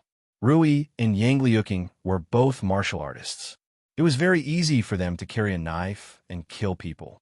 However, if they were to talk about unifying their thinking, the united front, how to fight the land war well, how to establish and govern a base after a great victory, not only would they have a headache, but Li Yi himself would also have a headache. Professional things should be done by professionals. These days, after Jiang of Silla's explanation, I'm suddenly enlightened. After Old Man Wang walked in, he first bowed to Li Yi. In fact, it was more than a sudden enlightenment. After talking with Li Yi for the past few days, he finally understood that there was so much to learn about rebelling. Many aspects of it were similar to governing a country through different means. He had long heard that Jiang of Silla was the best in the world and was also a famous minister in the Jing Kingdom in the past. He always thought that the rumors were exaggerated. Today, after experiencing it personally, he understood that those rumors were actually not true. "You're welcome." Li Yi waved his hand and said, "Prime Minister Wang, is there a problem today?" Old Man Wang nodded and said, "Jiang of Silla should also know that the traitor who usurped the throne was insane. After killing his brother and father, he was still worried that there would be others who would threaten his throne, so he slaughtered the Yang clan with groundless charges." Li Yi nodded. He had also heard of what Emperor Wu had done. This was not only insane, it was practically antisocial and anti-human. No one would do such a thing. In this way, other than that traitor, there are no more males in the Yang clan. After Her Royal Highness ascends the throne, that traitor will definitely not be able to escape death. A trace of worry appeared on Old Man Wang's face, and he said, "But after Her Royal Highness, who should this vast world be handed over to?" Li Yi understood Old Man Wang's worry very well. For example, the Jing kingdom belonged to the Li family. It was fine for Li Xian or Li Han to sit, but Li Yi himself could not sit. Emperor Wu had killed all the males in the Yang clan. In the future, Empress Yang Liuqing would be bored, so she could not casually choose someone with the surname Yang to pass the throne to. Actually, what Old Man Wang said was wrong. Didn't the Yang clan still have Yang Fu? Forget it. Old Man Wang already thought he was dead. He respected the dead, so he would not mention it. However, on this matter, the Empress in the other world had already given an answer. Li looked at Old Man Wang and said, "What's so difficult about this? When your princess has children in the future, just pass it to her son. What flows in his body is still half Yang clan's blood, no?" This was a very easy problem to solve. Let Yang Liuqing's son have the surname Yang, and then inherit the throne. Old Man Wang's thoughts were still limited, but it was already not easy for him to think of the Empress. This couldn't be circumvented, and Li Yi could understand. Although Yang Liuqing's child, in terms of bloodline, could not be compared to the orthodox Yang clan's royal family. If she became the Empress, this wouldn't be a problem. In the other world, there was still someone who wanted to pass the throne to his nephew. Old Man Wang came to a sudden realization and clasped his hands, saying, "Thank you, Jiang of Silla, for dispelling my doubts. I thank you on behalf of the people of the Wu Kingdom." "You're welcome." Li Yi waved his hands again. The child born by Yang Liuqing would inherit the Wu Kingdom. So what was there to thank him for? He couldn't help her give birth to a son.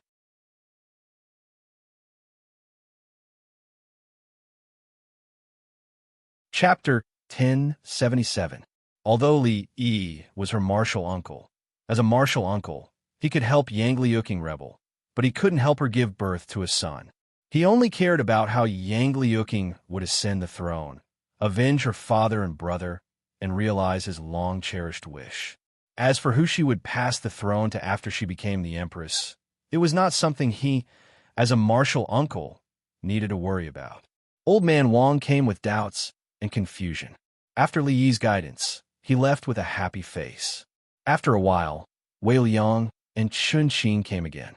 For this martial nephew, Li Yi really worried a lot. Not only did he have to help her make a plan, but he also had to help her subordinates improve their ideological level. Wei Liang and Chun Qin were both former border generals, but guarding the border was different from rebelling.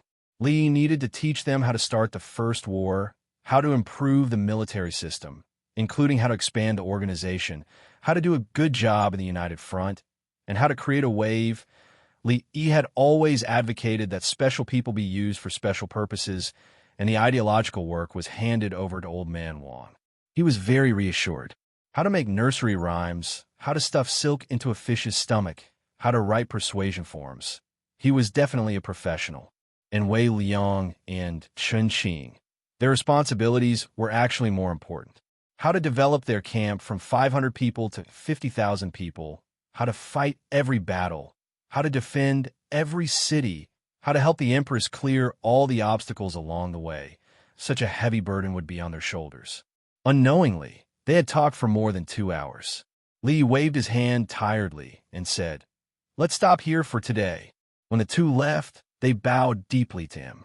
These days, what they learned from Jiang of Silla was enough to use for a lifetime. Li Yi leaned against the back of the chair, closed his eyes, and rested for a while. Although he was a little tired, it was worth it. Not to mention that he did all this to help his martial nephew, but also to satisfy some kind of complex in his heart. Moreover, Rui had become much gentler to him these days. It was all worth it. He leaned against the chair. After an unknown amount of time, a pair of hands appeared on his shoulders and began to gently press down. It was not Rui, Xiao Huan, or Ruoqing, or any of them. Only Rui would use such a jerky technique. He was in a dilemma.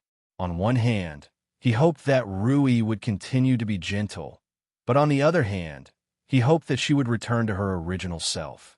She was becoming less and less like herself.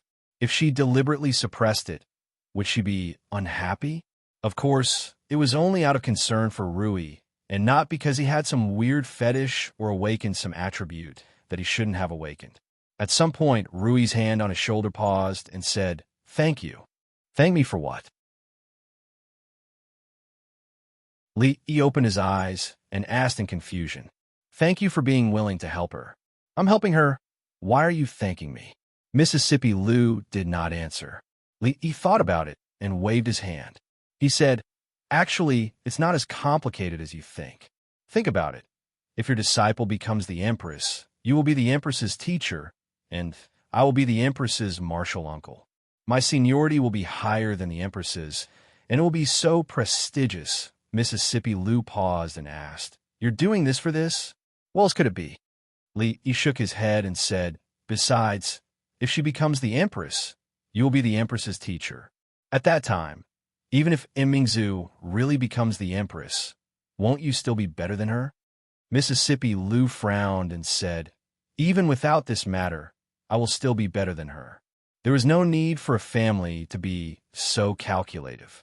Li naturally would not mention that she had lost to Mingzhu in a duel. He shook his head and said, "Aren't I just adding flowers to brocade?"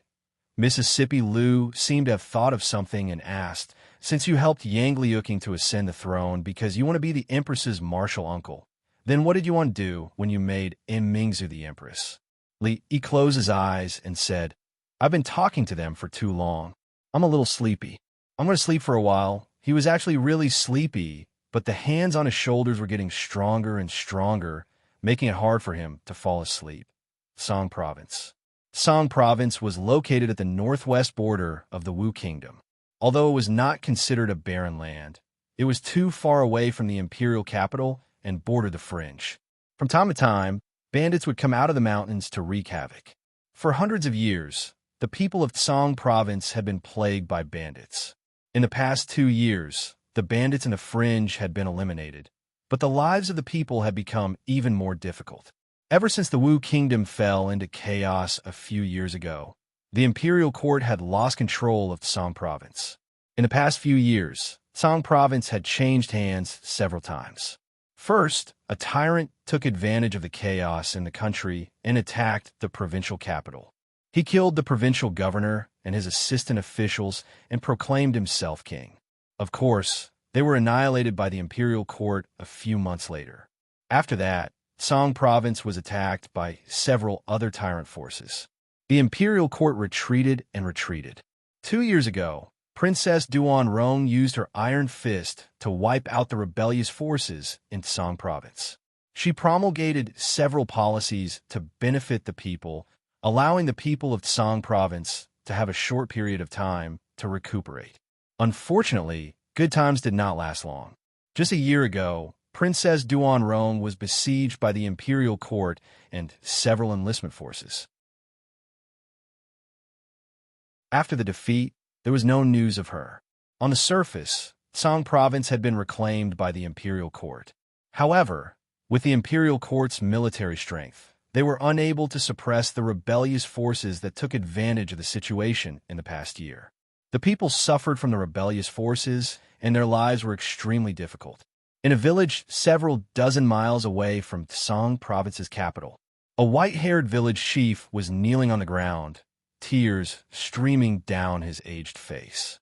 He pleaded, "Lord Steward, please give us a little more time. Please give us a few more days. 2 days ago, the village was robbed, and we only have this little bit of food left. If you take this food away, we won't be able to survive." A middle-aged man dressed in a satin robe glanced at him and said coldly, "It's only right and proper to pay a debt. What does it have to do with me that you were robbed? I only know that if you can't pay the rent that you are supposed to pay, the master will punish me when I return. If I give you a little more time, who will give me a little more time?" He looked at the people behind him and said, "What are you waiting for? Take all the food away." The servants carried the sacks on their backs. Among the crowd below, more than 10 men dressed in coarse clothes had grief and indignation on their faces. However, they could only stand where they were, not daring to make any sudden movements. If they made a move on these people, the ones who would come knocking on their door tomorrow would be the constables of the government. Watching as the people carried the food onto the horse carriage, the middle-aged man looked down and frowned. You've only paid less than 30% of the rent. I'll give you half a month's time. If you still can't pay after half a month, don't blame me for being impolite. Half a month. The village chief watched as the people carried the last of the village's food away. He collapsed on the ground with lifeless eyes and muttered, "Half a month, half a month, half a month, everyone will starve to death." He sat on the ground and pointed at the sky as he cursed, damned heaven, you're not giving us a way out. You're sending us to our deaths." None of the villagers spoke. Their eyes were empty as they stared blankly in front of them. The autumn harvest had just ended, and all the food had been robbed by the bandits. Unable to pay the rent, the master had plundered all their food. There were nearly 100 mouths in this village, and they were about to run out of food. How could they survive until the next year? This King world doesn't give us a way out at all. How good would it be if Her Royal Highness was still here? Xiao Yun. The woman's panicked voice woke everyone up, and they all looked in the direction of the voice.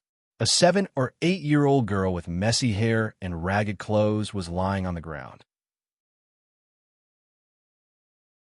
The woman crouched on the ground and picked up the girl, shaking her in panic.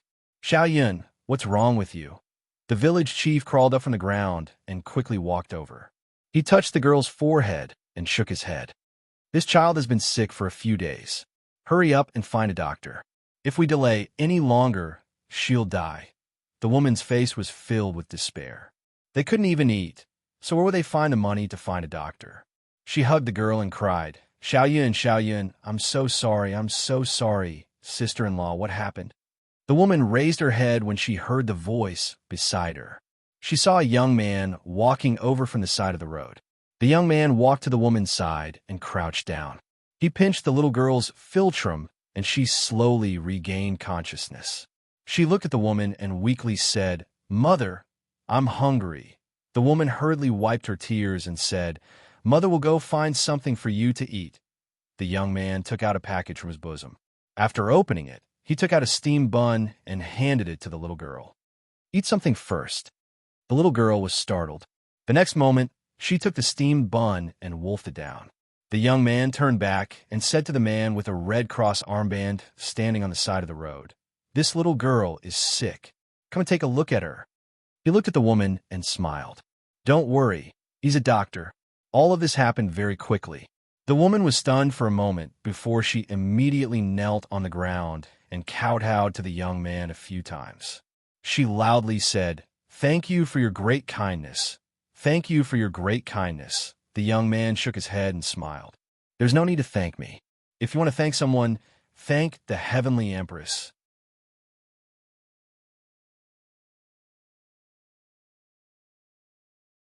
Chapter 1078. The situation in Sangzhou had always been tense. Normally, when strangers passed by the village, if they stayed in the village for too long, they would be questioned. They had to be careful because there were too many precedents. If they were careless, it could lead to the destruction of the entire village. However, the people that appeared in the Dong family village today were not on guard. They were not people from the government, nor were they bandits that went down the mountain. Whether it was the government or bandits, they would not give the villagers free medical treatment, free medicine, or give their food to the villagers to eat. If these people were bad people, then they would want to meet bad people like them every day. The young man handed a few doses of medicine to the woman and said, "Sister-in-law, this child only has a slight cold. Remember to boil 3 bowls of water into 1 bowl when you boil the medicine. He will be fine after drinking these medicines. We'll come back in 2 days. Thank you, benefactor. Thank you, benefactor, for saving our child." When the woman reached out to take the medicine, her eyes were filled with tears. She wanted to kneel down again, but the young man quickly helped her up. A man held his hand and firmly said, "Benefactor's great kindness is something we cannot repay. As long as there is anything we can do, just say the word. I, Dong Dahai, will climb a mountain of swords or descend into a sea of flames without a frown." The young man smiled and shook his head. "We are under the orders of the Empress of Heaven to relieve the suffering of the common people. This is a good deed. If we ask for something in return, wouldn't it damage the Empress of Heaven's merit?" The man was stunned and asked, "May I ask, benefactor?" The Empress of Heaven that benefactor spoke of, a trace of respect appeared on the young man's face. He said, "The Empress of Heaven is the embodiment of kindness and benevolence. We have received the teachings of the Empress of Heaven to punish the strong and eliminate evil, to help the people of the world, to eliminate injustice, and to accumulate good fortune for the Empress of Heaven. Many thanks to the Empress of Heaven. Many thanks to the Empress of Heaven."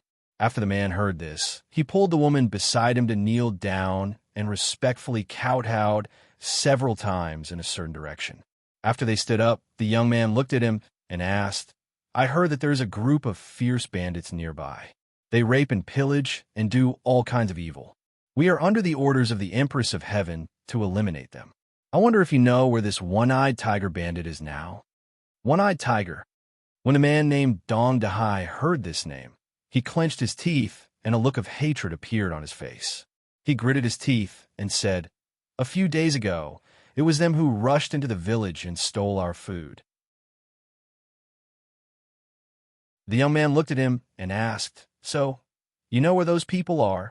"I know, of course I know." The man nodded, then shook his head. He looked at him and said anxiously, "Benefactor, you can't do this. One-eyed tiger has dozens of brothers under him, and each of them has extraordinary skills. Even the government can't do anything to them. If you go, you'll just be throwing your lives away." The young man didn't mind at all and said, "It's fine. You just need to tell me where the one-eyed tiger is." The man's expression changed for a while. A moment later, a trace of viciousness appeared in his eyes as he said, "Benefactor, you saved my family Xiao Yun's life. If we don't have food, our family will starve to death." His gaze gradually became resolute as he said, "If you're going to find the one-eyed tiger, please bring me along." "Me too. Count me in. I'm going to die either way. Even if I die to the mountain patrol tiger, it's better than starving to death. At least, I can drag someone down with me before I die." More than 10 men rushed in from outside.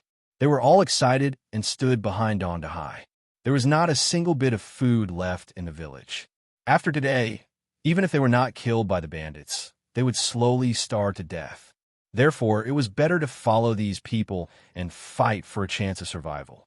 In this world, one's life was determined by one's own effort. The young man looked at them and said, "Think about it carefully.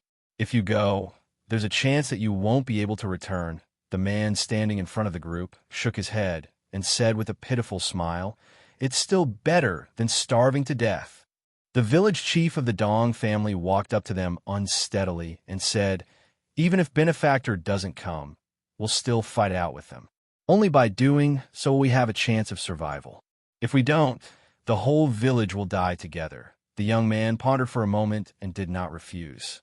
He nodded and said, "Then let's go together." Over 10 strong young men of the Dong family took out hoes and shovels from their houses and carried them on their shoulders. Then they followed the young man out of the Dong family village and headed in a certain direction aggressively. Who was not afraid of death? In the past, they would not even have the thought of resisting those bandits. However, it was different now. If they did not resist, they would starve to death. They had been forced into a dead end. They only had 2 choices, resist or die. If they did not want to die, they could only resist. Fortunately, they had helpers. These benefactors did not seem to be ordinary people. There were over 10 of them. Together with them, the number of people they had was not far behind the one-eyed tiger. Dong family village.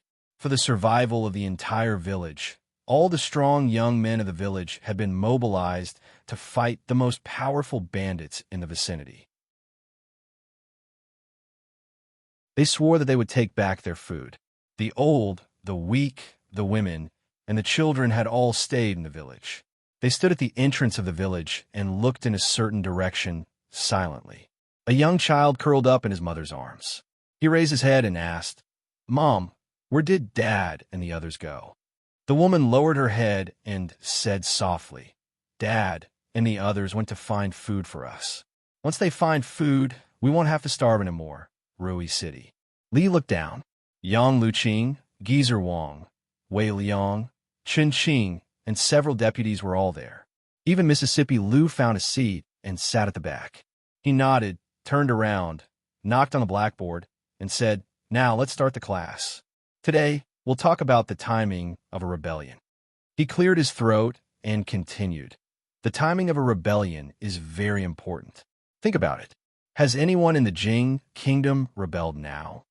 No one dares to rebel in the Jing kingdom. Why? Is it because the Jing kingdom is strong and the people live and work in peace and contentment? Is it because they have nothing better to do? Wei Liang nodded thoughtfully. Li Yi pointed at him and said, "General Wei, answer me. Why hasn't anyone in the Qi kingdom rebelled?" Someone in the Qi kingdom rebelled. Wei Liang thought for a while and said, "A few years ago, the first prince of the Qi kingdom was bewitched by someone. He wanted to implement the Silver of Judgment law in the Qi kingdom. The country was in turmoil. The officials of several states rebelled. It involved many people. Later, it was forcefully suppressed. Sit down." Li Yi glared at him and said, "The example of the Qi kingdom's failed rebellion tells us that even a rebellion must be based on principles. When a country is still very strong, blindly rebelling will definitely pay a heavy price. The so-called timing of a rebellion is also the current situation. Several conditions must be met. The world is in chaos. The people have no way to make a living. The imperial court is not trustworthy. The rebels rise together. Obviously, this is the current situation of the Wu kingdom." Later, Li Yi found that it was not easy to change their minds with just words on paper. Old Man Wang was an elite among scholars after all, but it was a bit difficult for generals like Wei Liang and Chun Qing to understand. However, they should understand these things the most. Therefore, he could only return to his old business and set up a small jiang of Silla class. He taught them for an hour every day. Judging from the effect of the lectures these days, the effect was not bad. He looked at the people below who had a look of realization on their faces and spoke again. Before a rebellion, you need to understand the main contradiction of a region. Is it the people and the government, the people and the gentry, or the people and the bandits? Only after you understand the main contradiction can you know what to do next. Only then can you gradually strengthen your troops. Cangzhou, Dong Village. A group of old, weak women and children quietly waited at the entrance of the village until the sun was about to set. Suddenly, a loud voice shouted, "They're back! They're back!" Everyone's spirits rose. When they looked up, they saw a group of people walking over from afar. They saw their men and sons walking into the village in high spirits. Their faces were full of smiles, and each of them carried a big cloth bag on their shoulders.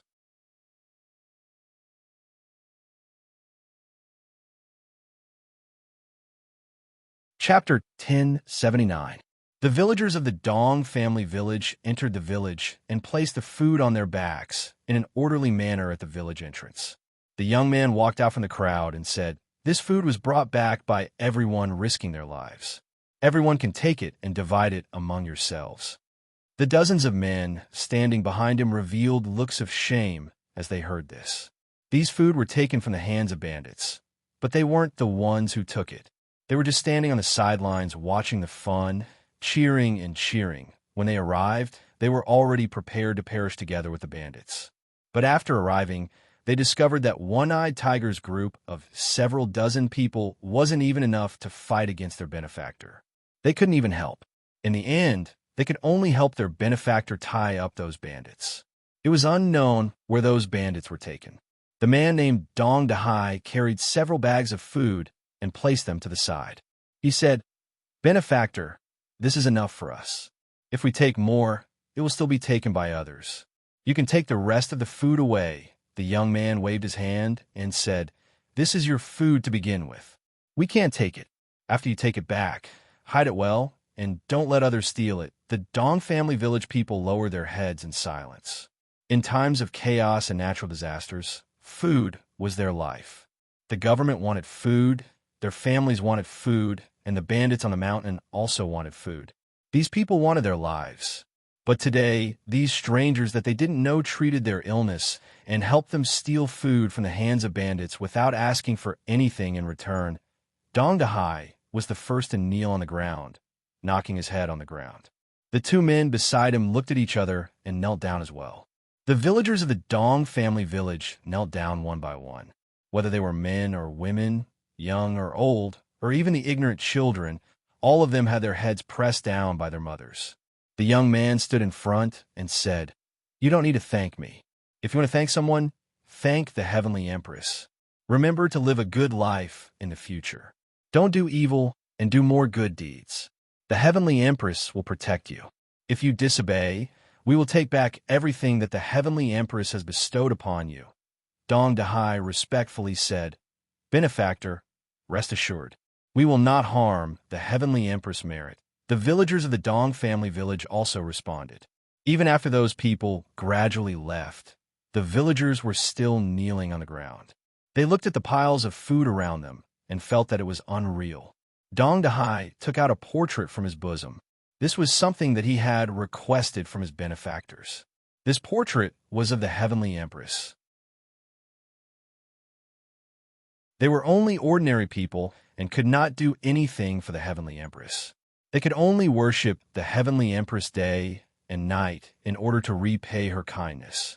From today onwards, not only him, but everyone in the Dong village would have to erect a long-life memorial tablet for the goddess. Recently, a legend had been circulating outside Songzhou City. The Wu Kingdom was in chaos, and the people had no way to make a living. The people suffered from the chaos of war and were homeless. The Empress took pity on the people and descended to the mortal world.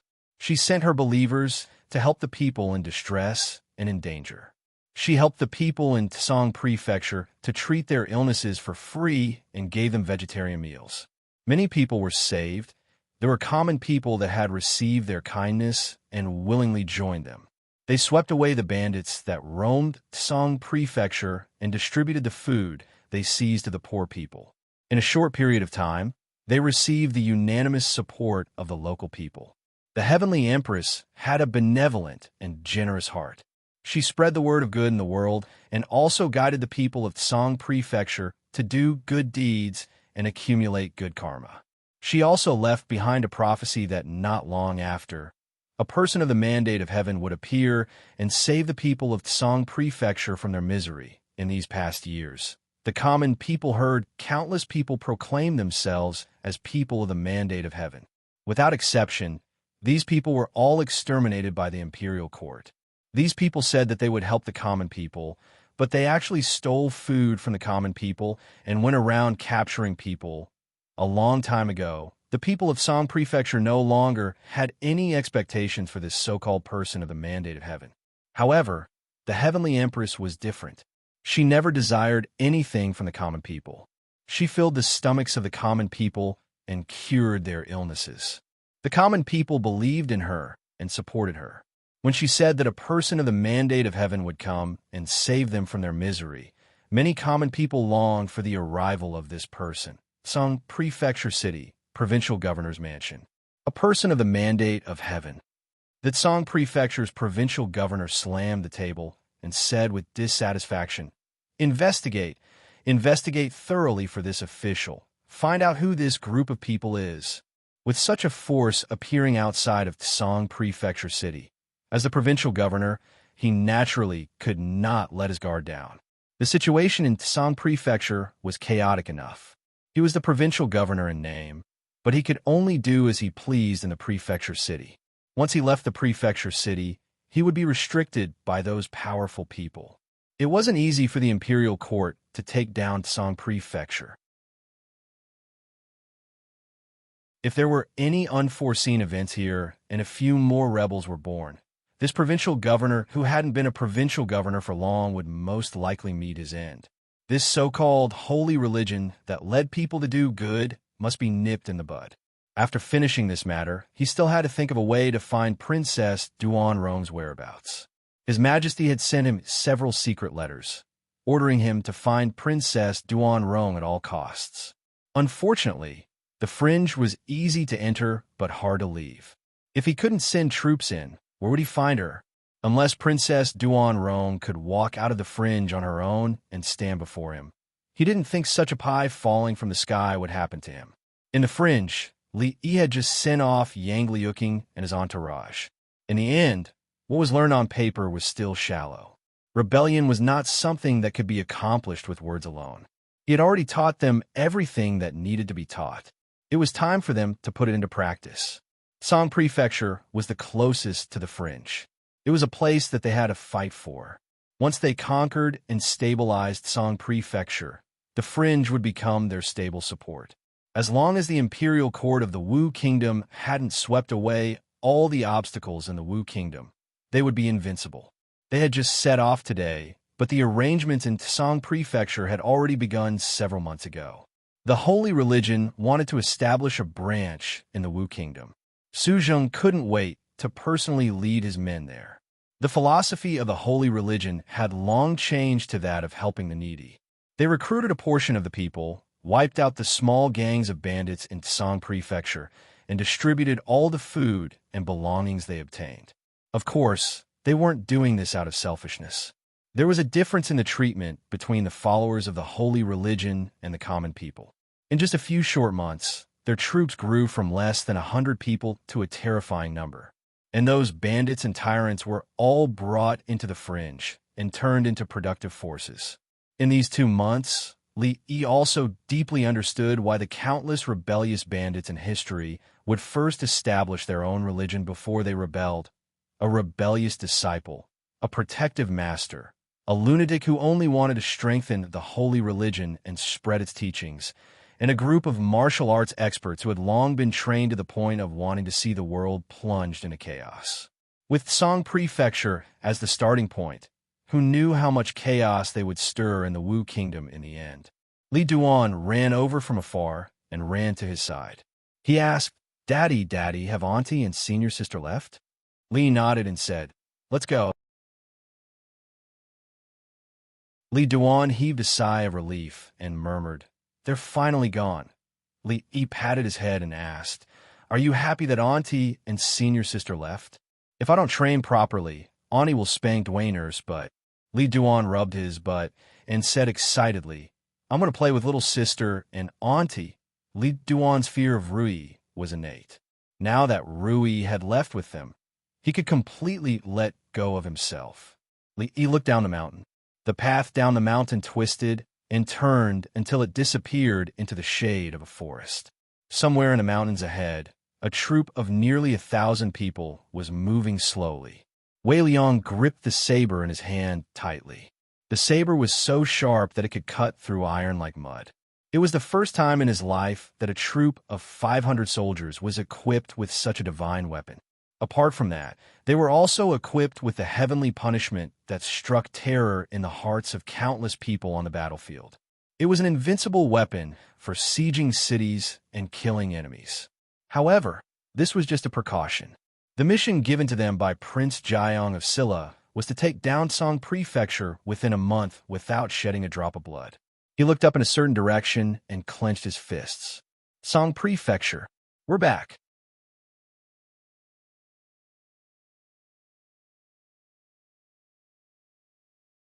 Chapter 1080. We haven't eaten for 3 days. Be kind and give us something to eat. Have pity on us. Outside of Tsangzhou City, in a tea house by the side of the official road, a dozen or so refugees, dressed in rags and covered in dust, were leaning against a low mud wall. They held a broken bowl in their hands and weakly repeated the same words. Tsangzhou had always been in turmoil. Some of the commoners had lost their homes and were living a difficult life. They could only flee in all directions. Refugees like this were a common sight along the official road. The tea house's waiter was annoyed by the noise. He walked over with large strides and kicked one of the people by the wall. He said angrily, Go away, go away. Don't disturb our business. This tea house was open by the side of the official road. Because of the bandits nearby, they hadn't opened for business for half a year. A few days ago, those bandits were taken care of by someone. They only dared to open the tea house again after observing for a long time. However, these refugees, who couldn't be chased away, were lying there like mud, affecting their business. They are all pitiful people. Why make things difficult for them? In the tea house, a man couldn't stand it anymore. He took out a few pieces of dry rations from his bag and distributed them to the refugees. He pointed in a certain direction and said, "Follow this official road and walk another 30 li forward. There is a village called Dong Village. Go there and do some work. At the very least, you will be able to make a living. It is still early, so don't delay on the road. You should arrive before the sky turns dark. Thank you. Thank you." The group of refugees immediately knelt down and kowtowed to express their gratitude. After a few kowtows, they got up and walked in the direction that the man had pointed. The waiter was happy to see this. He shook his head and went back to his work. The man also sat back down. A person sitting beside him suddenly asked in a low voice, "General Wei, it's already so late. Why isn't General Fan here yet? Did something go wrong?" Wei Liang drank a cup of tea and said, "What's the hurry? There's still 15 minutes. Blind Fan always delays things to the last moment. Wei, I heard you bad-mouthing me from afar. I haven't seen you for more than a year, and you've only gained this bit of skill." A loud voice came from outside the door. A man walked in and sat across from Wei Liang. This man was tall and mighty. One of his eyes was blind, and a knife scar ran diagonally through his eye, making him look somewhat terrifying. Behind him, there were more than 10 people on horseback. A murderous aura spread out, causing the few people in the shop to feel nervous. Wei Liang glanced at him and said lightly, "I haven't seen you for more than a year. Blind Fan, you've become more capable." "If I didn't know better, I would have thought that you're a bandit from somewhere." The waiter of the tea house walked over nervously and asked in a trembling voice, "Sir, what would you like to order?" Wei Liang placed a few coins on the table and said to the one-eyed man, "Let's talk outside." The group walked out of the tea house and went down the official road. They walked straight into a forest not far away. Wei Liang stopped in his tracks. The people behind him dismounted their horses and knelt on one knee. They said loudly, "Greetings, General Wei." Wei Liang waved his hand, and they immediately stood up.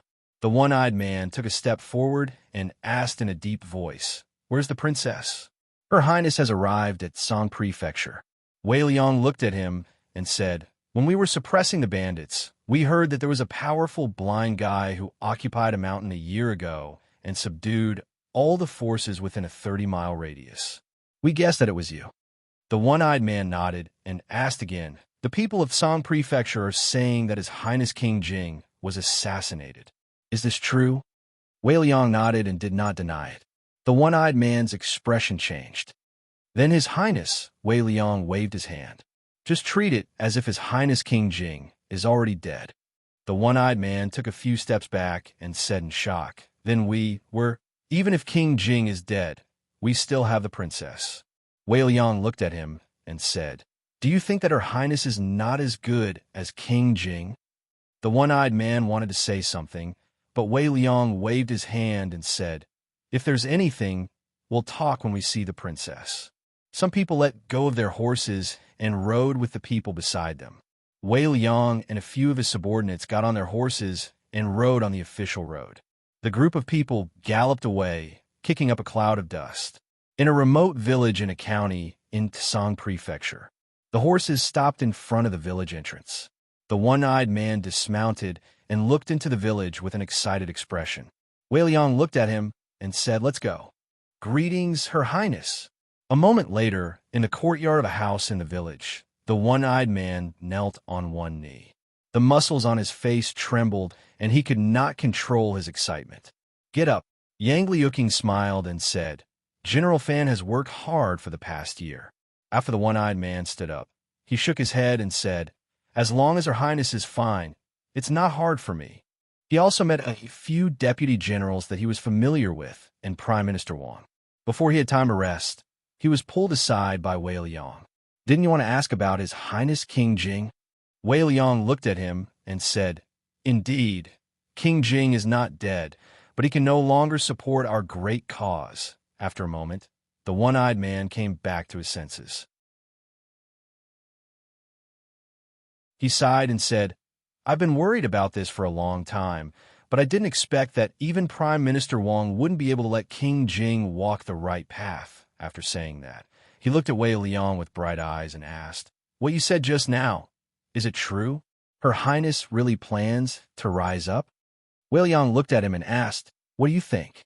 A sneer appeared on the one-eyed man's face, and he said, "Except for Her Highness, I won't listen to anyone."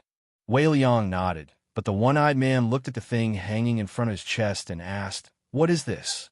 Wei Liang took the third eye given to him by Jiang of Silla and handed it to the one-eyed man. The one-eyed man held it in his hand and looked at it for a long time until Wei Liang taught him how to use it. He opened a small lid and brought it close to his eyes. He could even see the expressions of people a few hundred steps away. This is the monocular of the Jing Kingdom." He looked at Wei Liang and said in shock, "This thing is hard to buy. Where did you get it? What is this?" Wei Liang looked at him with some disdain and said, "Lend me your saber." A vigilant expression appeared on the one-eyed man's face, and he asked, "What do you want my saber for? We are friends, but I won't give it to you. We haven't seen each other for a long time. Let me broaden my horizons." Wei Liang shook his head and said, "Don't worry, I don't want your things." Since Wei Liang said so, the one-eyed man had no choice but to untie the long saber at his waist. Wei Liang held it with one hand and pulled out the saber at his waist with the other. After a few sounds of metal clashing, a few cracks appeared on the one-eyed man's saber. Under the one-eyed man's incredulous gaze, he handed his saber to him and said, "It's just a pile of scrap metal. Don't say it's a saber. This saber is for you. Don't embarrass Her Highness when you go out." The one-eyed man held the saber in his hand tightly and looked at it carefully. He raised his head to look at Wei Liang and asked seriously, "Tell me honestly what happened in the past year." Wei Liang smiled and said, "Come here, I'll show you something good." The two of them walked into a house. When they came out again, the expression on the one-eyed man's face could no longer be described as just shock. Tian Fa. He looked at Wei Liang and took a deep breath. After a long time, he asked, "Damn it, tell me honestly, did you guys steal these things from the Jing Kingdom?" Without waiting for Wei Liang to answer, he revealed an excited expression and said, "With these things, what do we have to be afraid of? There are less than 2,000 soldiers guarding Sangzhou. With your people, my people, and these Tian Fa, we can take Sangzhou by tomorrow night." "Take Sangzhou?" Wei Liang looked at him and asked, "What happens after we take Sangzhou?" "Of course we keep fighting forward." The one-eyed man looked at him and said, "With Tian Fa, what do we have to be afraid of?" Wei Liang looked at him and suddenly asked, "Do you know what the main contradiction is and what the secondary contradiction is?" The one-eyed man was startled. He picked his ear and asked doubtfully, "What?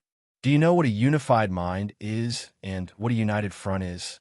Do you know how to establish a revolutionary base, how to fight the agrarian revolutionary war, how to mobilize the strength of the people, how to do diplomatic work and united front work?" The one-eyed man was startled and asked, "What are these?"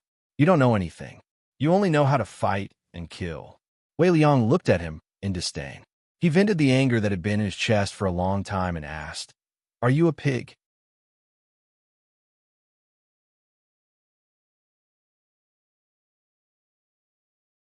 Chapter 1081. General Fan really wanted to refute Wei Liang. Wasn't war supposed to be advancing courageously? Killing enemies, breaking cities, fighting all the way to the imperial capital, breaking into the palace, taking down the dog emperor who had usurped the throne, and supporting Her Highness the Princess to ascend to the throne? He had never even heard of any contradictions, ideological battlefront, or base of operations. Precisely because he had never heard of it, he couldn't refute it. He and Wei Liang were old acquaintances. He had always thought that Wei Liang was only slightly better looking than him and had one more eye. When it came to leading troops into war, Wei Liang was no match for him. Otherwise, it would have been Wei Liang and not him who had followed the princess to the east and west. If Wei Liang was better than him in war, he wouldn't have been sent to the fringe to guard the rear. But after not seeing him for more than a year, he couldn't understand what Wei Liang was saying anymore. Not only that, but he also got his hands on so many divine weapons from God knows where. He got the monocular from the Jing Kingdom and Tianfa. If they had these 2 years ago, they wouldn't have lost Songzhou and wouldn't have fallen to this state. Something that he didn't know must have happened in this 1 year. I'll teach you these things in the future. Wei Liang patted his shoulder and said, "Send a message back and tell your men to bide their time for now. Her Highness has her own ways to take over Songzhou. In the future, you better keep your tricks to yourself. If this happened in Rui City, with your brain, you would only be able to build roads and move stones." General Fan temporarily suppressed the anger in his chest. He thought to himself that he would settle the score with Wei Liang after asking the princess about the ins and outs of the matter. A lady came in from outside and looked at the two. "Miss Yang wants to discuss some matters with you." "Who is this lady? Her Highness's new maid? She doesn't even call me General. She doesn't know etiquette." General Fan looked at the lady from head to toe and said, "She's quite pretty, but she doesn't have a chest or a butt." "What a pity." Bai Su walked in front of the two and asked Wei Liang, "Your friend?" Wei Liang's face was solemn. "Miss Bai has misunderstood. I don't know him." General Fan was stunned. He turned his head to look at him and asked, "Wei, what do you mean by this? Your surname is Fan. I don't know what your surname is, and I don't know you either. Don't try to get close to me." Wei Liang waved his hand and said, "I'm going to find Her Royal Highness. Miss Bai, please go ahead." With that, he strode away without looking back. Sigh. Just as General Fan said that, he suddenly shivered and felt an inexplicable chill all over his body. He turned his head and saw that the woman was looking at him. She said expressionlessly, Bai Su, do not fight with nameless people. State your name." He was startled for a moment. Then he laughed, crossed his arms, and said, "Miss, Fan Xiao, I've never hit a woman. Fan Xiao." Bai Su looked at him and nodded slightly. "Fan Xiao, right?" Wei Liang stepped into a courtyard, knocked on the door, and walked into the innermost room. There were few people in the room. Yang Luqing, Elder Wang, and Chun Qing were all there. Elder Wang looked outside the door and asked, "Where's General Fan? He still has some matters to attend to." Wei Liang shook his head and said, "There's no point in calling him to discuss this matter. Let's talk about it later." Elder Wang nodded and said, "Our current strength is not strong, so we should try not to attract the attention of the imperial court. Songzhou is the first step of our great undertaking, so we cannot be impatient. There are 9 counties in Songzhou, so we should plan 1 county at a time. Finally, we will encircle the provincial capital. We must remember what Jiang of Silla said, build high walls, accumulate grain, and slowly become king. From how to take down Songzhou with the least amount of effort, to how to forge Songzhou into an impregnable base, to how to achieve victory in the entire Wu country step by step. They had already gone through tens of hundreds of simulations and established a general plan. What they needed to do now was to implement the plan step by step. Wei Liang, here, I order you to take down Shan County within half a month. Do you have any objections?" "Yes, sir." Chun Qing, here. After an hour, Wei Liang walked out of the courtyard and walked to the front of another courtyard. He asked the guard standing at the door, "Where's General Fan?" The soldier swallowed his saliva and said, "Inside." He walked 2 steps, then turned back and asked, "Where's Miss Bai?" "Miss Bai left an hour ago." Wei Liang nodded and pushed the door open. He immediately saw General Fan sitting on the ground, leaning against the courtyard wall. He was covered in dust, and his eyes were listless as he looked ahead. At this moment, General Fan looked no different from the refugees he had met. He sighed and walked forward, wanted to help him up. "Don't move." General Fan, who was paralyzed, suddenly shouted. 2 streams of turbid tears fell from his eyes. He sniffled and said in a sad voice, "My arm is broken." Crack. Wei Liang helped him reattach his arm and helped him into the room to sit down. He sighed and said, "In the future, whenever you meet someone you don't know, especially a woman, you better watch your mouth." General Fan opened his mouth in disbelief. "Is she really a woman?" Wei Liang thought for a moment and said, "I forgot to tell you just now. If you meet any woman here, don't take the initiative to provoke them. If you really fight, even Her Highness is not a match for them. General Fan nodded in hindsight and couldn't help but ask, "Who are these people?" "It's a long story." Wei Liang shook his head and said, "Too many things have happened in the past year. I'll tell you one by one." In the room, sounds of surprise could be heard. "What? Plum's Art of War. You met the real person and listened to his teachings. He also gave you the Qianli mirror? Her Highness is his martial niece. He wants to help us rebel. You have a secret weapon that is even more powerful than heaven's punishment." Wei Liang enjoyed General Fan's surprised expression very much when he was telling the story. When General Fan first learned about these things, in terms of performance, he was just a little better than him. The two of them had followed Her Highness the Princess for a long time. Their statuses were similar, and they were both generals, so it was inevitable that they would compare themselves to each other. When they met again, he felt extremely carefree when he realized that she had crushed him in all aspects. General Fan finally calmed down and looked at him and asked, "Prime Minister Wang asked you to take over Chun County in half a month. Can you do it? Do you need my help?" "No need." Wei Liang simply waved his hand to show his refusal. Chun County was only a small county in Sangzhou. There was no army stationed in the county. Almost all the troops in Sangzhou were in the state capital. If someone broke through the state capital, these small counties would inevitably fall. Other than some strong people who served in the army and the 3 groups of officials in the county government, Chun County had no other power. Moreover, they had infiltrated each of the 9 counties in Sangzhou. Countless people were their backing, and the small groups of bandits in the country had almost been subdued by them. With the help of those martial arts masters, it was not difficult for them to take down a county. "Then I'm relieved." General Fan nodded and asked again, "Oh right, that lady just now, what's her background?" Wei Liang explained, "That is Miss Bai Su. Miss Bai is a friend of Her Highness. Her martial arts are extremely high. Even Her Highness is no match for her. You have not seen Her Highness's master. Miss Liu is the real powerful one." General Fan nodded and said, "Miss Bai is beautiful and has a good figure. She looks soft and weak, but I didn't expect her to be so powerful."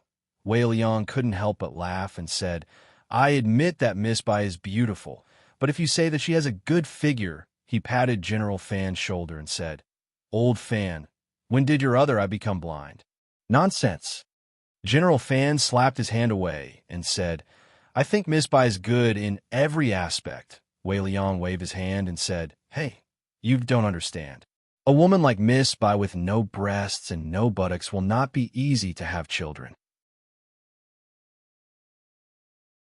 Whoever marries her will be unlucky." General Fan cupped his hands and said, "You have the guts to say that to Miss Bai. If you have the guts to say it to her face." Wei Qing glanced at him and said, "Do you think I'm stupid? I only dare to say it when there is no one else here. If I say it in front of her, wouldn't I be courting death?" "You are not stupid." General Fan looked at him and said with a smile, "If you are not stupid, look back."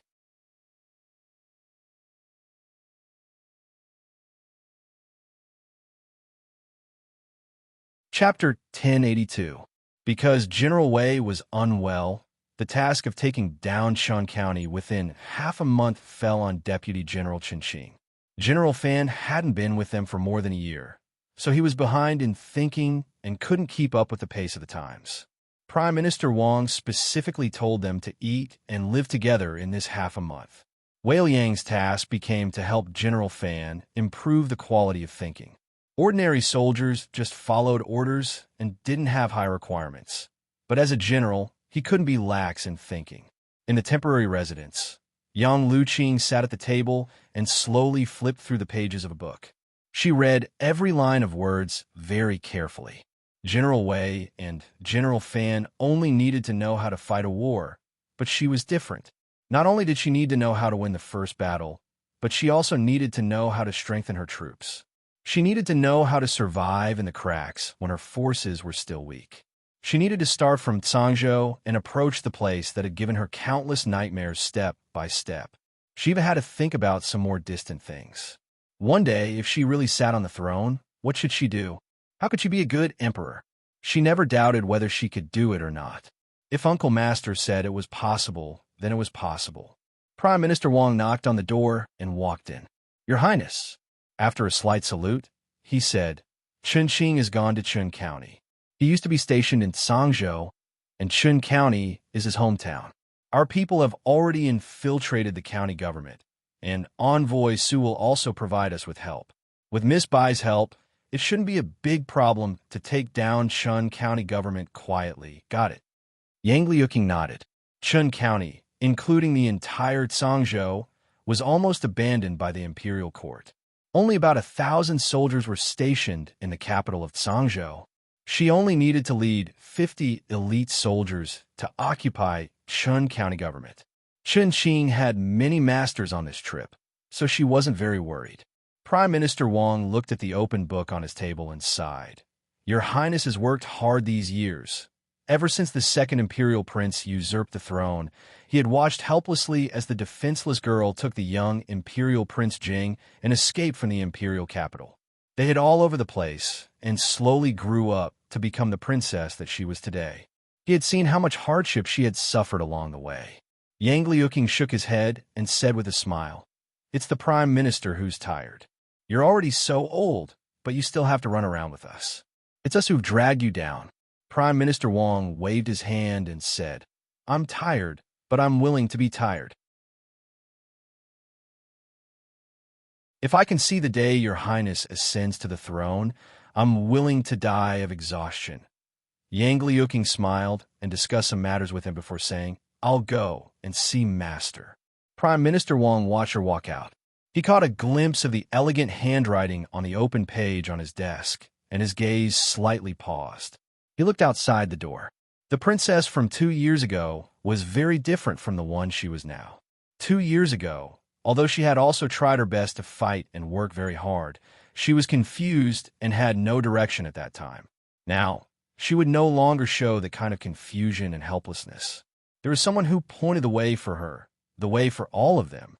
When Yang Liuqing walked into the next room, Mississippi Lu was looking at the autumn water in a daze. "Master!" She walked over and said softly. Mississippi Lu came back to her senses and asked, "Bai Su and the others have left?" Yang Liuqing nodded and said, "They just left with General Chun." She looked at Mississippi Lu and said, "Master, there's nothing to do here for the time being. Why don't you go back to Rui City first? Bai Su and the others are here. Nothing will happen." Mississippi Lu waved her hand and said, "No need. There's nothing important to do when I go back." What does he want to do next? Let me see the plan. Not long after, Yang Liuqing walked out of the room and came to the courtyard. He looked into the distance and saw a stretch of mountains. Although there was nothing important there were important people there. It was just that Master was never willing to face them. It had been 5 years since the second year of Jing He. If time went back, it would be even longer. It had been so long that even as a disciple, she was worried for her. Sangzhou, Chun County, the county government. It was late, but the county magistrate of Chun County was still flipping through the files in the front hall of the county government. Recently, Chun County had not been peaceful. Of course, Chun County had never been peaceful. When the Wu Kingdom was still in peace, there were mountain bandits here. Now that the Wu Kingdom was in chaos, there were less mountain bandits here, but now there was a rebellion. Those sons of Cheese who could not defeat the regular army of the imperial court did not dare to provoke the prefectural city where the army was stationed. Instead, they targeted the soft persimmon like the county government. His predecessor, the predecessor before him, and the predecessor before him were all hacked to death by the mountain bandits who rushed into the county government. Ever since the country was in chaos, there were people rebelling in all the prefectures. A place like Sangzhou, which was already chaotic, naturally became even more chaotic. Every once in a while, a few dozen or nearly 100 thugs would rush into the county government and hack down the county magistrate and a few low-ranking officials. They proclaimed themselves Emperor XXX and declared their right to rule over Qin County. Then, they would be rewarded according to their contributions and conferred titles. This was how his predecessor, the county magistrate, had died. By the time the prefectural city received the news and sent troops to exterminate those rebels, the county magistrate's death had already passed. Although there were also people who would attack the county government, they would only fight and not occupy it. They would seize food, weapons, and horses. In short, they would seize whatever they saw. After they were done, they would leave and hack down the county magistrate and a few low-ranking officials. This was how his predecessor had died. In short, if there was a rebellion in Chun County, the county magistrate would be the first to suffer. The damned provincial governor had already withdrawn his army to the prefectural city. Small county magistrates like them had to live with their heads tied to their waistbands. If they were not careful, they would become the target of others' rebellion. The reason he could live until now was not because there were fewer people rebelling, but because he was careful enough. Once he discovered a clue, he would immediately flee for his life. Recently, in Chun County, there were often illegal gatherings in some villages. Each gathering would consist of dozens or even hundreds of people. In troubled times, as long as there were more than 10 people gathered together, nothing good would happen. This was an iron law, and it was also a bloody lesson he had learned from the deaths of his predecessor, the predecessor before him, and the predecessor before him. If they were discussing a rebellion, he was sure that the county government of Chun County would be their primary target. He could not be an official, but he could not give up his life. This was the life principle he had always followed. Bang! Just as he was carefully reading through the files, trying to find some clues, a few muffled sounds suddenly came from outside the front hall. The county magistrate's heart skipped a beat, and he blurted out, "Who is it?" No one answered him, and no one from the yamen runners who were usually on duty outside came in. He almost subconsciously ran to the back, where there was a secret passage that he had people dig in advance. No matter what happened outside, he could run outside through that secret passage. He was not curious about what was happening outside. He knew that the most curious people often died the fastest. However, he had just run 2 steps when a black shadow had already blocked his way. The black shadow looked at him and asked, "Are you the county magistrate of Chun County?" "I'm not." He shook his head violently and said, "I'm afraid you have mistaken me for someone else. The county magistrate is now in the inner residence. Do you want me to take you there?" As he spoke, he walked out of the door, thinking that once the yamen runners were alerted, he would be out of danger. In the yard outside the front hall, a yamen runner had a knife against his neck. When he saw the county magistrate coming out, his eyes lit up. He pointed at him and said, "Hero, this is our county magistrate." The county magistrate of Chun County had already cursed the 18 generations of the yamen runner's ancestors in his heart. He turned to look at the black shadow, knelt down with a thud, and said loudly, "Hero, please spare my life. I'm not the dog official you're looking for. I didn't do anything evil. The bad things were all done by the county magistrate. It has nothing to do with me. I surrender, I surrender." The black shadow looked at him and stood there, not knowing what to do for a moment.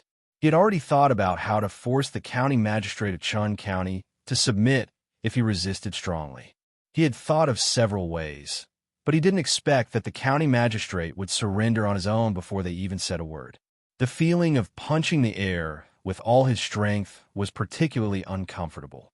He looked back at the other person and asked, "Sister Bai, what should we do? Do we still need to separate tendons and break bones? Do we need to use poison?"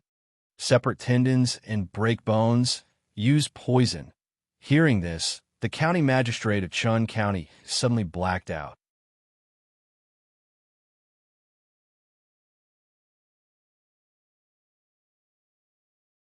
Chapter 1083.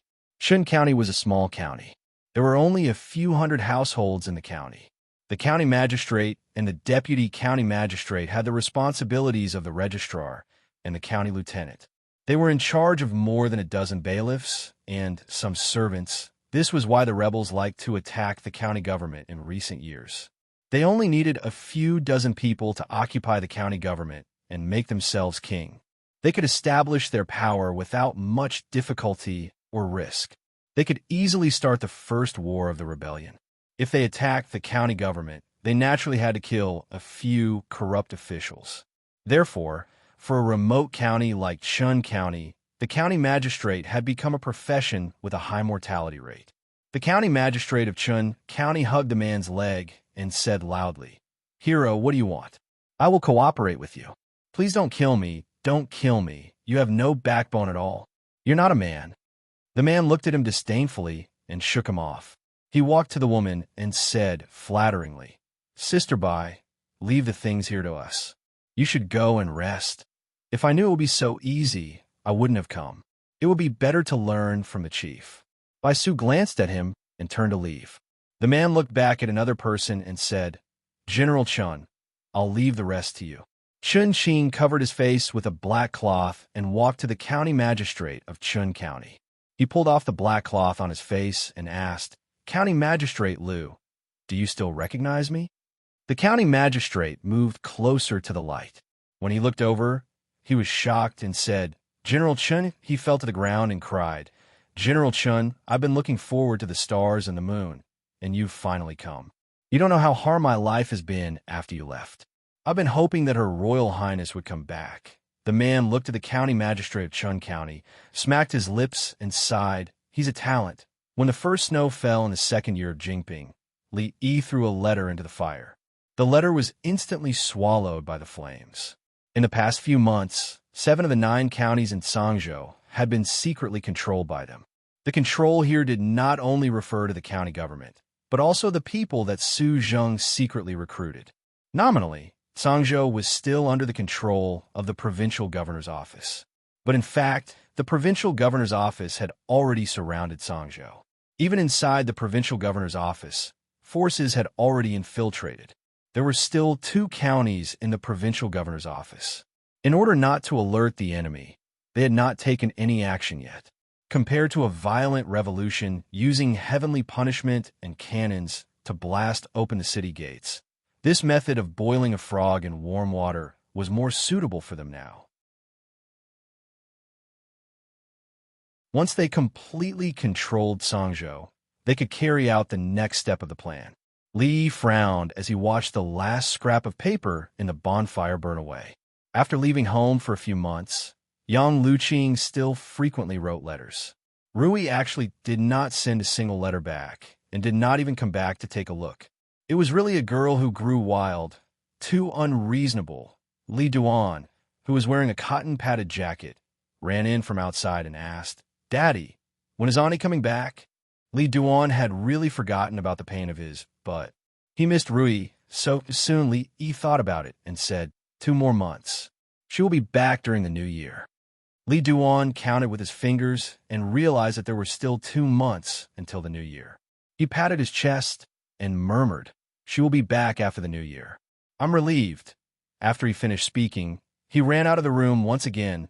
Li shook his head slightly as he watched him run out with happy steps. Li Duan was still young.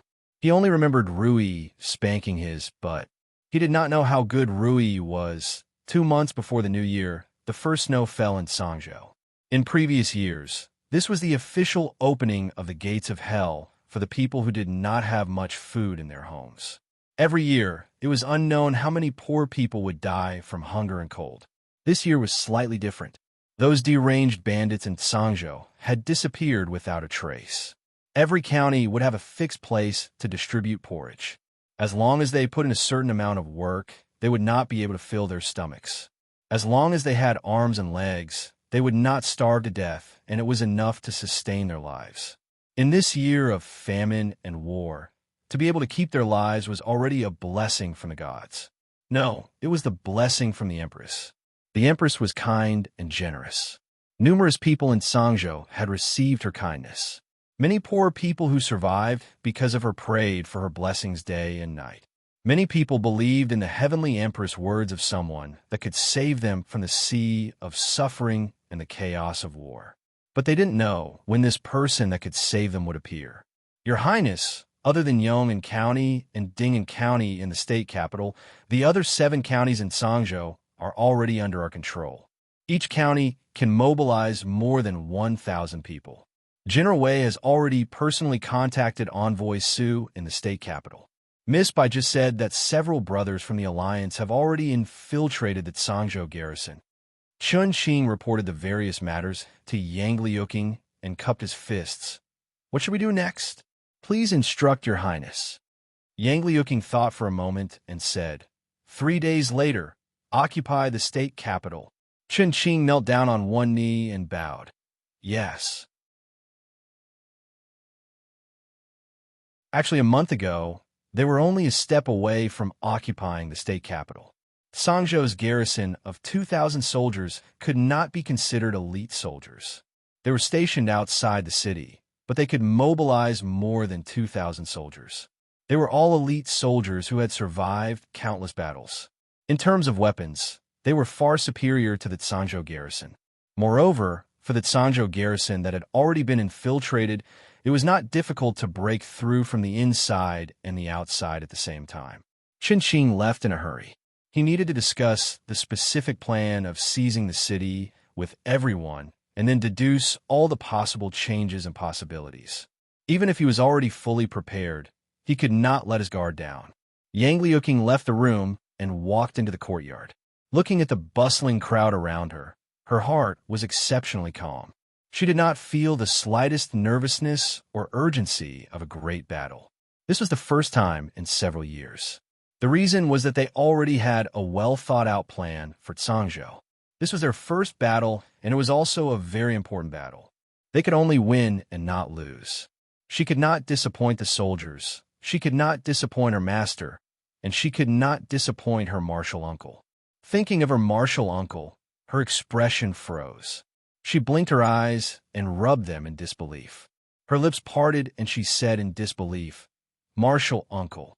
Outside of Sangzhou, there are still 3 major forces that have been in a stalemate with the government. After taking over Sangzhou, the first thing to do is to subdue them. Inside the room, Bai Su sat opposite Mississippi Liu and said, "I've already sent people to infiltrate those 3 forces." Bai Su said a few more things. Seeing that she was in a daze and seemed to be distracted, he said, "Chief, I'll go down first." Mississippi Liu nodded. Bai Su walked out the door and met someone at the door.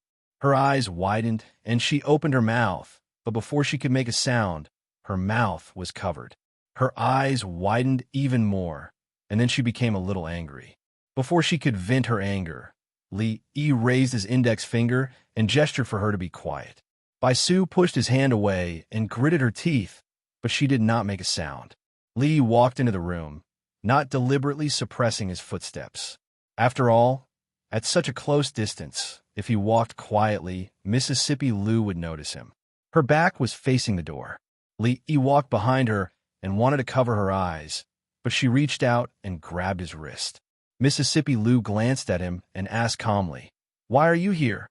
Bai Su stood at the door and saw that the chief's expression was no longer in a daze, and there was a trace of hidden joy. She was completely different from before, and he sighed in his heart. Dwainer said he misses you. Li Yi walked to the door and held Li Duan's hand as he walked over and said, "I brought him here to see you." "Auntie," Li Duan did miss Rui. When he saw her again, he was so touched that his voice sounded like he was about to cry.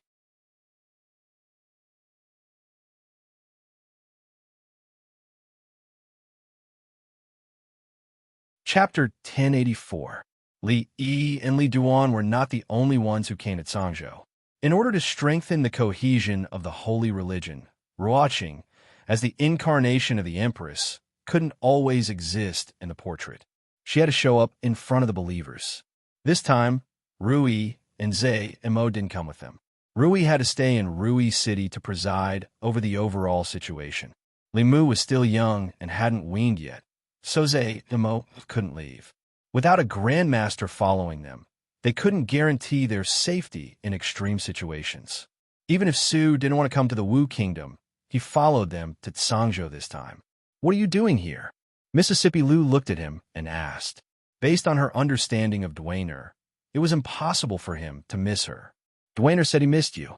"Of course, this is only one of the reasons." Li looked at Li Duan, who had far away after calling him aunt, and said, "There's nothing to do in the mountains, so I took him out to see the world and see your progress." "Sangzhou hasn't been conquered yet, right?" Mississippi Liu said, We'll conquer the city in 3 days. There's still 3 days. There's no hurry. Li nodded, thought for a moment, and said, Dwayner just said he was hungry. Why don't you cook a bowl of noodles for him first? If it's convenient, cook a bowl for me too, with more vegetables and more noodles. Whether Li Duan wanted to see Rui for the food she cooked or not, as a father, Li Yi couldn't refuse a reasonable request from a child. He also wanted to see with his own eyes what the current situation in Sangzhou was like. After the meal, they walked through the village. Yang Luqing explained to him, We've taken down the 7 county governments in recent days. We've also used some means to control the officials in the county governments. Some of the strong people can be used by us in a short period of time. Now, only the prefectural city is left. It had been several months since they split up and quietly came to Sangzhou. In addition, before this, Su Zheng had already brought people here to expand the number of believers. Their progress was not fast. However, this was also Li Yi's intention. To the Wu Kingdom, Song Prefecture was a remote place, but Song Prefecture was close to the fringe. As long as the Wu Kingdom could defend Song Prefecture, no matter how strong the enemy was, they would be able to receive endless reinforcements from a fringe. This was a place that had to be fought for. They had to hold it firmly in their hands and not simply occupy the government office. Otherwise, they would easily end up in the same situation as they did 2 years ago. The remaining snow had yet to dissipate. Walking on the road, one could see many villagers busily working in the village, constructing some strangely shaped buildings. This was a brothel that was about to be built. Any commoner who had a hard time living nearby would come here to work. Even if it was just sweeping the floor or moving wood, they would be able to get 2 meals a day to fill their stomachs. The one-eyed General Fan followed behind them. Looking at the busy people in the distance, he asked in puzzlement, Your Highness, we are giving out porridge to help the people. Why do we have to make them do all this work? What's the point of building these extra houses? Can't we just give them food? Prime Minister Wang shook his head and explained, Because we want the people to know that their porridge and rice are earned through their hard work, not by our charity. It's hard to predict a person's heart. The more we give, the more it will backfire in the end. After saying that, he looked at the one-eyed general and said, Although you're a general, you can't stop learning. When you go back, General Fan, you must read more books. What I just said is written in the books. At this moment, General Fan could only nod in agreement. Although he still had doubts in his heart, he didn't dare to ask further. At this time, 2 men carrying a piece of wood walked past them. One of them sighed and said, Tell me, the person with the mandate of heaven that the Emperor spoke of, when will he come? When will these bitter days come to an end?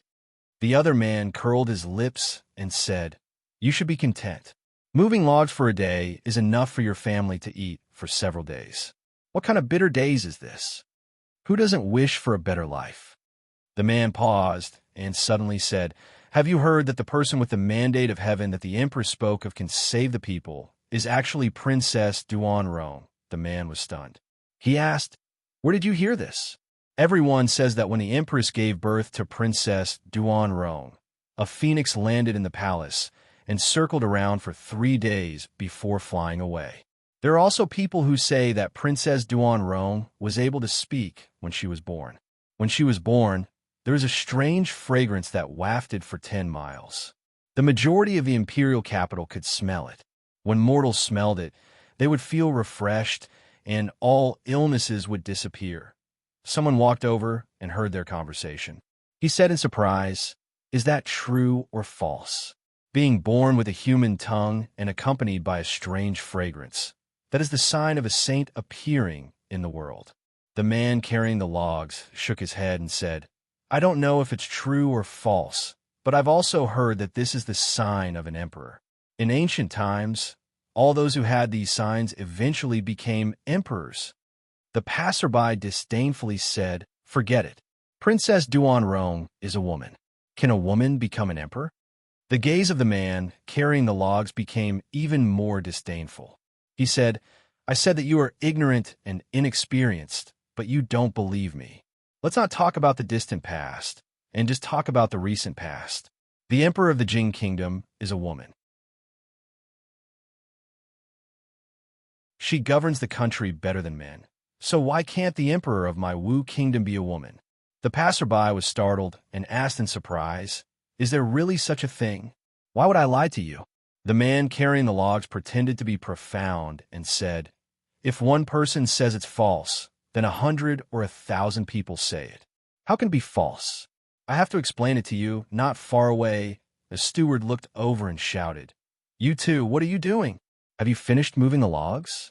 Do you want to eat or not? If you don't want to move, there are still others." The man shivered and immediately said, I'm coming. Don't move. Don't touch my logs. If anyone touches my logs, I'll fight them." The passerby was startled for a long time. He looked at a young man passing by and asked, "What he said just now, was it all true?" Li nodded and said, "It's not just that. When Princess Duanron was born, beautiful stars appeared and auspicious clouds appeared. The Phoenix Cry imperial capital was filled with the emperor's aura. At that time, a wandering Taoist who passed by the imperial palace said that this was the fate of the emperor. A person with this kind of fate would definitely become the emperor in the future. Only when the passerby walked away in a daze did General Fan rub his head and say with some surprise, "When Her Highness was born, I was standing guard at the city gates. At that time, there was no phoenix, nor was there any fragrance.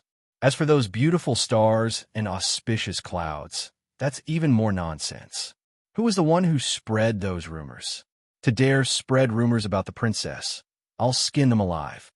Wei Liang, who had just returned, looked at him and finally couldn't help but say, "Old Fan, why don't you stop leading the troops and supervise those people moving the logs? That job is easy and doesn't need to use your brain. It's very suitable for you." The one-eyed general was startled and asked, "What do you mean?" Yang Liuqing blushed a little. Although she knew the purpose of the brothel spreading these rumors, she still felt a little embarrassed in front of so many people. Li looked at her and comforted her. "These are all nothing. In the past, there was a shameless fellow who said that he wasn't human and that he would transform into a dragon when he encountered a storm. Those who achieved great things did not bother with trifles. He didn't say that when she was born, the word Empress was written on her palm. That was already very restrained. To become an emperor, one must first learn to be shameless. She didn't know how shamelessly Xian was as an emperor. He even needed someone to help manage the country. Let's not think about this for now." He looked at Yang Liuqing and said, "After we take down Sangzhou, we'll be busy for a period of time, Sangzhou's capital." The provincial governor of Sangzhou sneezed and rubbed his nose. He asked, "Have you investigated the matter that I asked you to investigate?" Below, a low-ranking official nodded and said, "Reporting to Lord, I've investigated everything. That holy religion is nothing more than a group of self-proclaimed chivalrous people. They help the commoners to suppress bandits and distribute food everywhere. They say that they want to punish the powerful and help the people. In troubled times, there were many chivalrous people who lacked a single thought. It was fine as long as they didn't rebel." The provincial governor of Sangzhou relaxed and said, "I understand. You can leave." This lowly official takes his leave. The low-ranking official bowed and left. The provincial governor of Sangzhou couldn't help but sneeze again. He rubbed his nose and mumbled, "I didn't catch a cold last night." He stood up. For some reason, he had an ominous premonition in his heart. The low-ranking official walked out of the room and into the courtyard. When he brushed past two bailiffs, he raised his hand slightly and extended 3 fingers.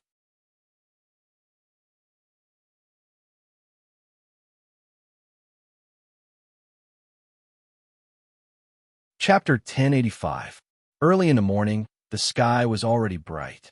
There weren't many pedestrians on the bumpy and uneven streets of Sangzhou. Sangzhou wasn't a large state to begin with and didn't have a large population. In the past 2 years, because of the increasing bandits and wars, the entire city was half empty.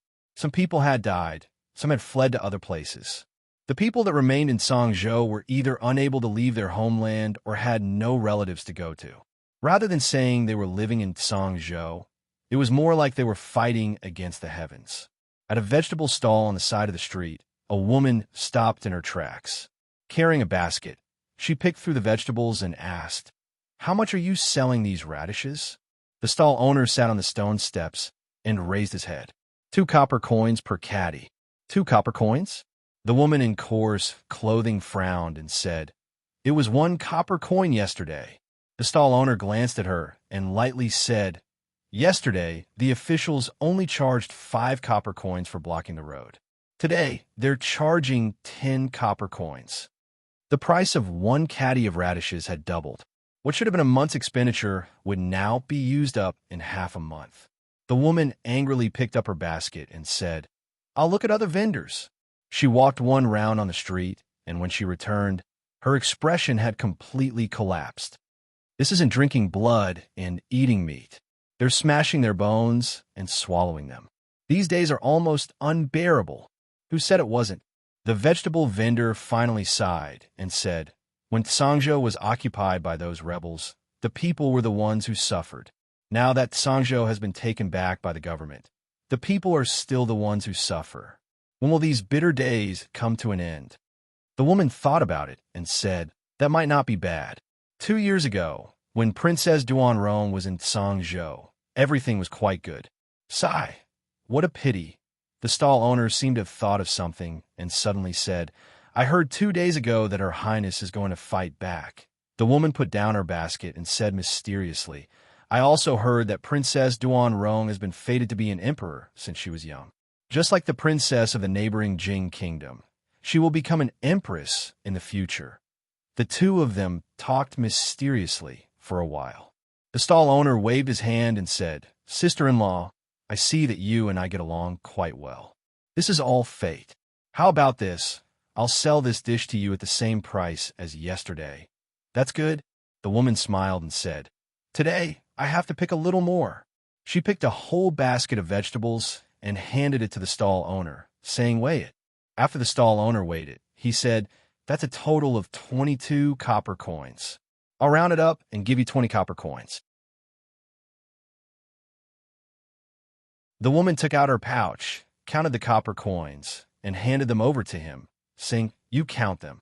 The stall owner smiled, kicked the money into his pocket, and said, "You don't have to count. Are you going to lie to me, sister-in-law?"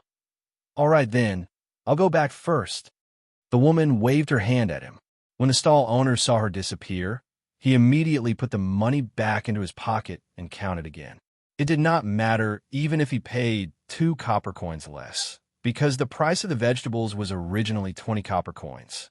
He added a small change and wiped off another small change. After counting it twice and looking at the 18 copper coins in his hand, the stall owner fell into deep thought. He sighed. The moral degeneration of the world was getting worse day by day, and people's hearts were no longer what they used to be.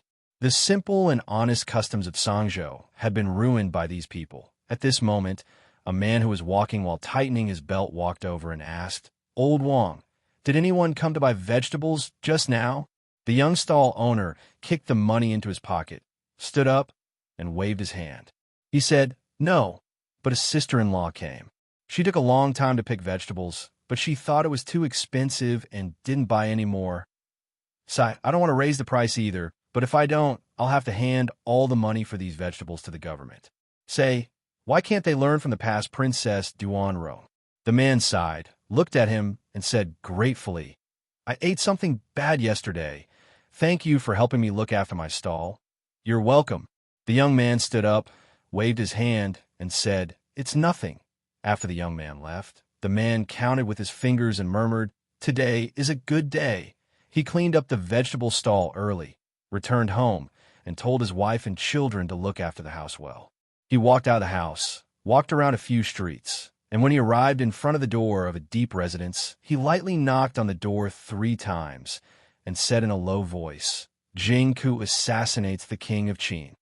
The door opened, and he walked in, closing it on the way. In the spacious courtyard in front, there were already dozens of people gathered together. Another hour passed, and from time to time, people would come in from outside. At some point, someone counted the number of people. Everyone stood in an orderly manner in the courtyard, and a young man walked out from inside. Everyone bowed and said, "Greetings, Envoy Sue. No need to be so polite." The young man waved his hand and said, "I won't say much nonsense. The guards outside the city are obstructing us. Tonight, our mission is to attack the provincial governor's manor. Our people are already prepared inside the provincial governor's manor. You must remember, we're different from those rebels." After attacking the provincial governor's manor, you are not allowed to rob or kill. If there is a violation, you will be punished according to the sect rules. Yes, everyone answered in unison. In the provincial governor's manor, for some reason, the Sanzhou provincial governor kept feeling uneasy tonight. The sky had already darkened. He walked out of the hall and into the courtyard, pacing back and forth anxiously. A figure walked into the courtyard from outside and walked to his side, asking with concern, "Darren, what's wrong?" The Sanzhou provincial governor looked at the advisor beside him and asked, "Is there still no news of Princess Duanrong?" These days, he had not paid attention to the rumors regarding Princess Duanrong in Sanzhou City. However, the rumors had spread like wildfire, and the entire city was in an uproar. He finally started to feel uneasy. When the advisor heard this, he smiled and said, "Darren is worrying too much. These things are just the product of those ignorant people's groundless accusations and extreme exaggerations. Could it be that Darren also thinks that Princess Duanrong can become the emperor?" When the Sanzhou provincial governor heard this, he felt slightly more at ease. He thought, and then said, "There are no waves without wind. The groundless accusations also have their roots. We cannot let down our guard. Have the city guards strengthen the defenses these days." The advisor nodded and said, "Yes, I'll go make the arrangements now. Also, send people to put up Princess Duanrong's portrait. Put up more outside the provincial city as well. Anyone who discovers any clues will be rewarded with 1,000 taels of silver." Understood. The Sanzhou provincial governor waved his hand and said, "All right, go make the arrangements." Seeing the advisor leave, he stroked his beard. He did not want to stay in a place like Sanzhou for another moment. If he could capture Princess Duanrong, what awaited him would be a bright future. The advisor walked out of the courtyard and brought 2 bailiffs to the gates of the provincial governor's manor. He said to the people guarding the gates, "The provincial governor has orders to step up the patrols these few days. There are not enough people in the city defense. You guys should go as well. Leave this place to the 2 of them." The people did not suspect anything. After respectfully replying, they immediately left. At the same time, the Sanzhou provincial governor returned to the hall. When he saw the sudden appearance of a few people, his footsteps paused. A young lady at the very front looked at him and asked, "You were looking for me?" After being startled for a moment, the Sanzhou provincial governor's expression changed drastically. He immediately turned and left the hall. At this moment, the provincial governor's manor was already in chaos.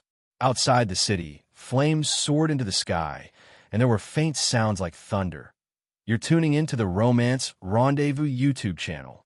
We're so grateful for your support, and don't forget to subscribe to join us on this incredible journey through captivating stories. Your generosity through donations truly makes a world of difference, as it's the primary source of revenue that allows me to expand and enhance this channel for you.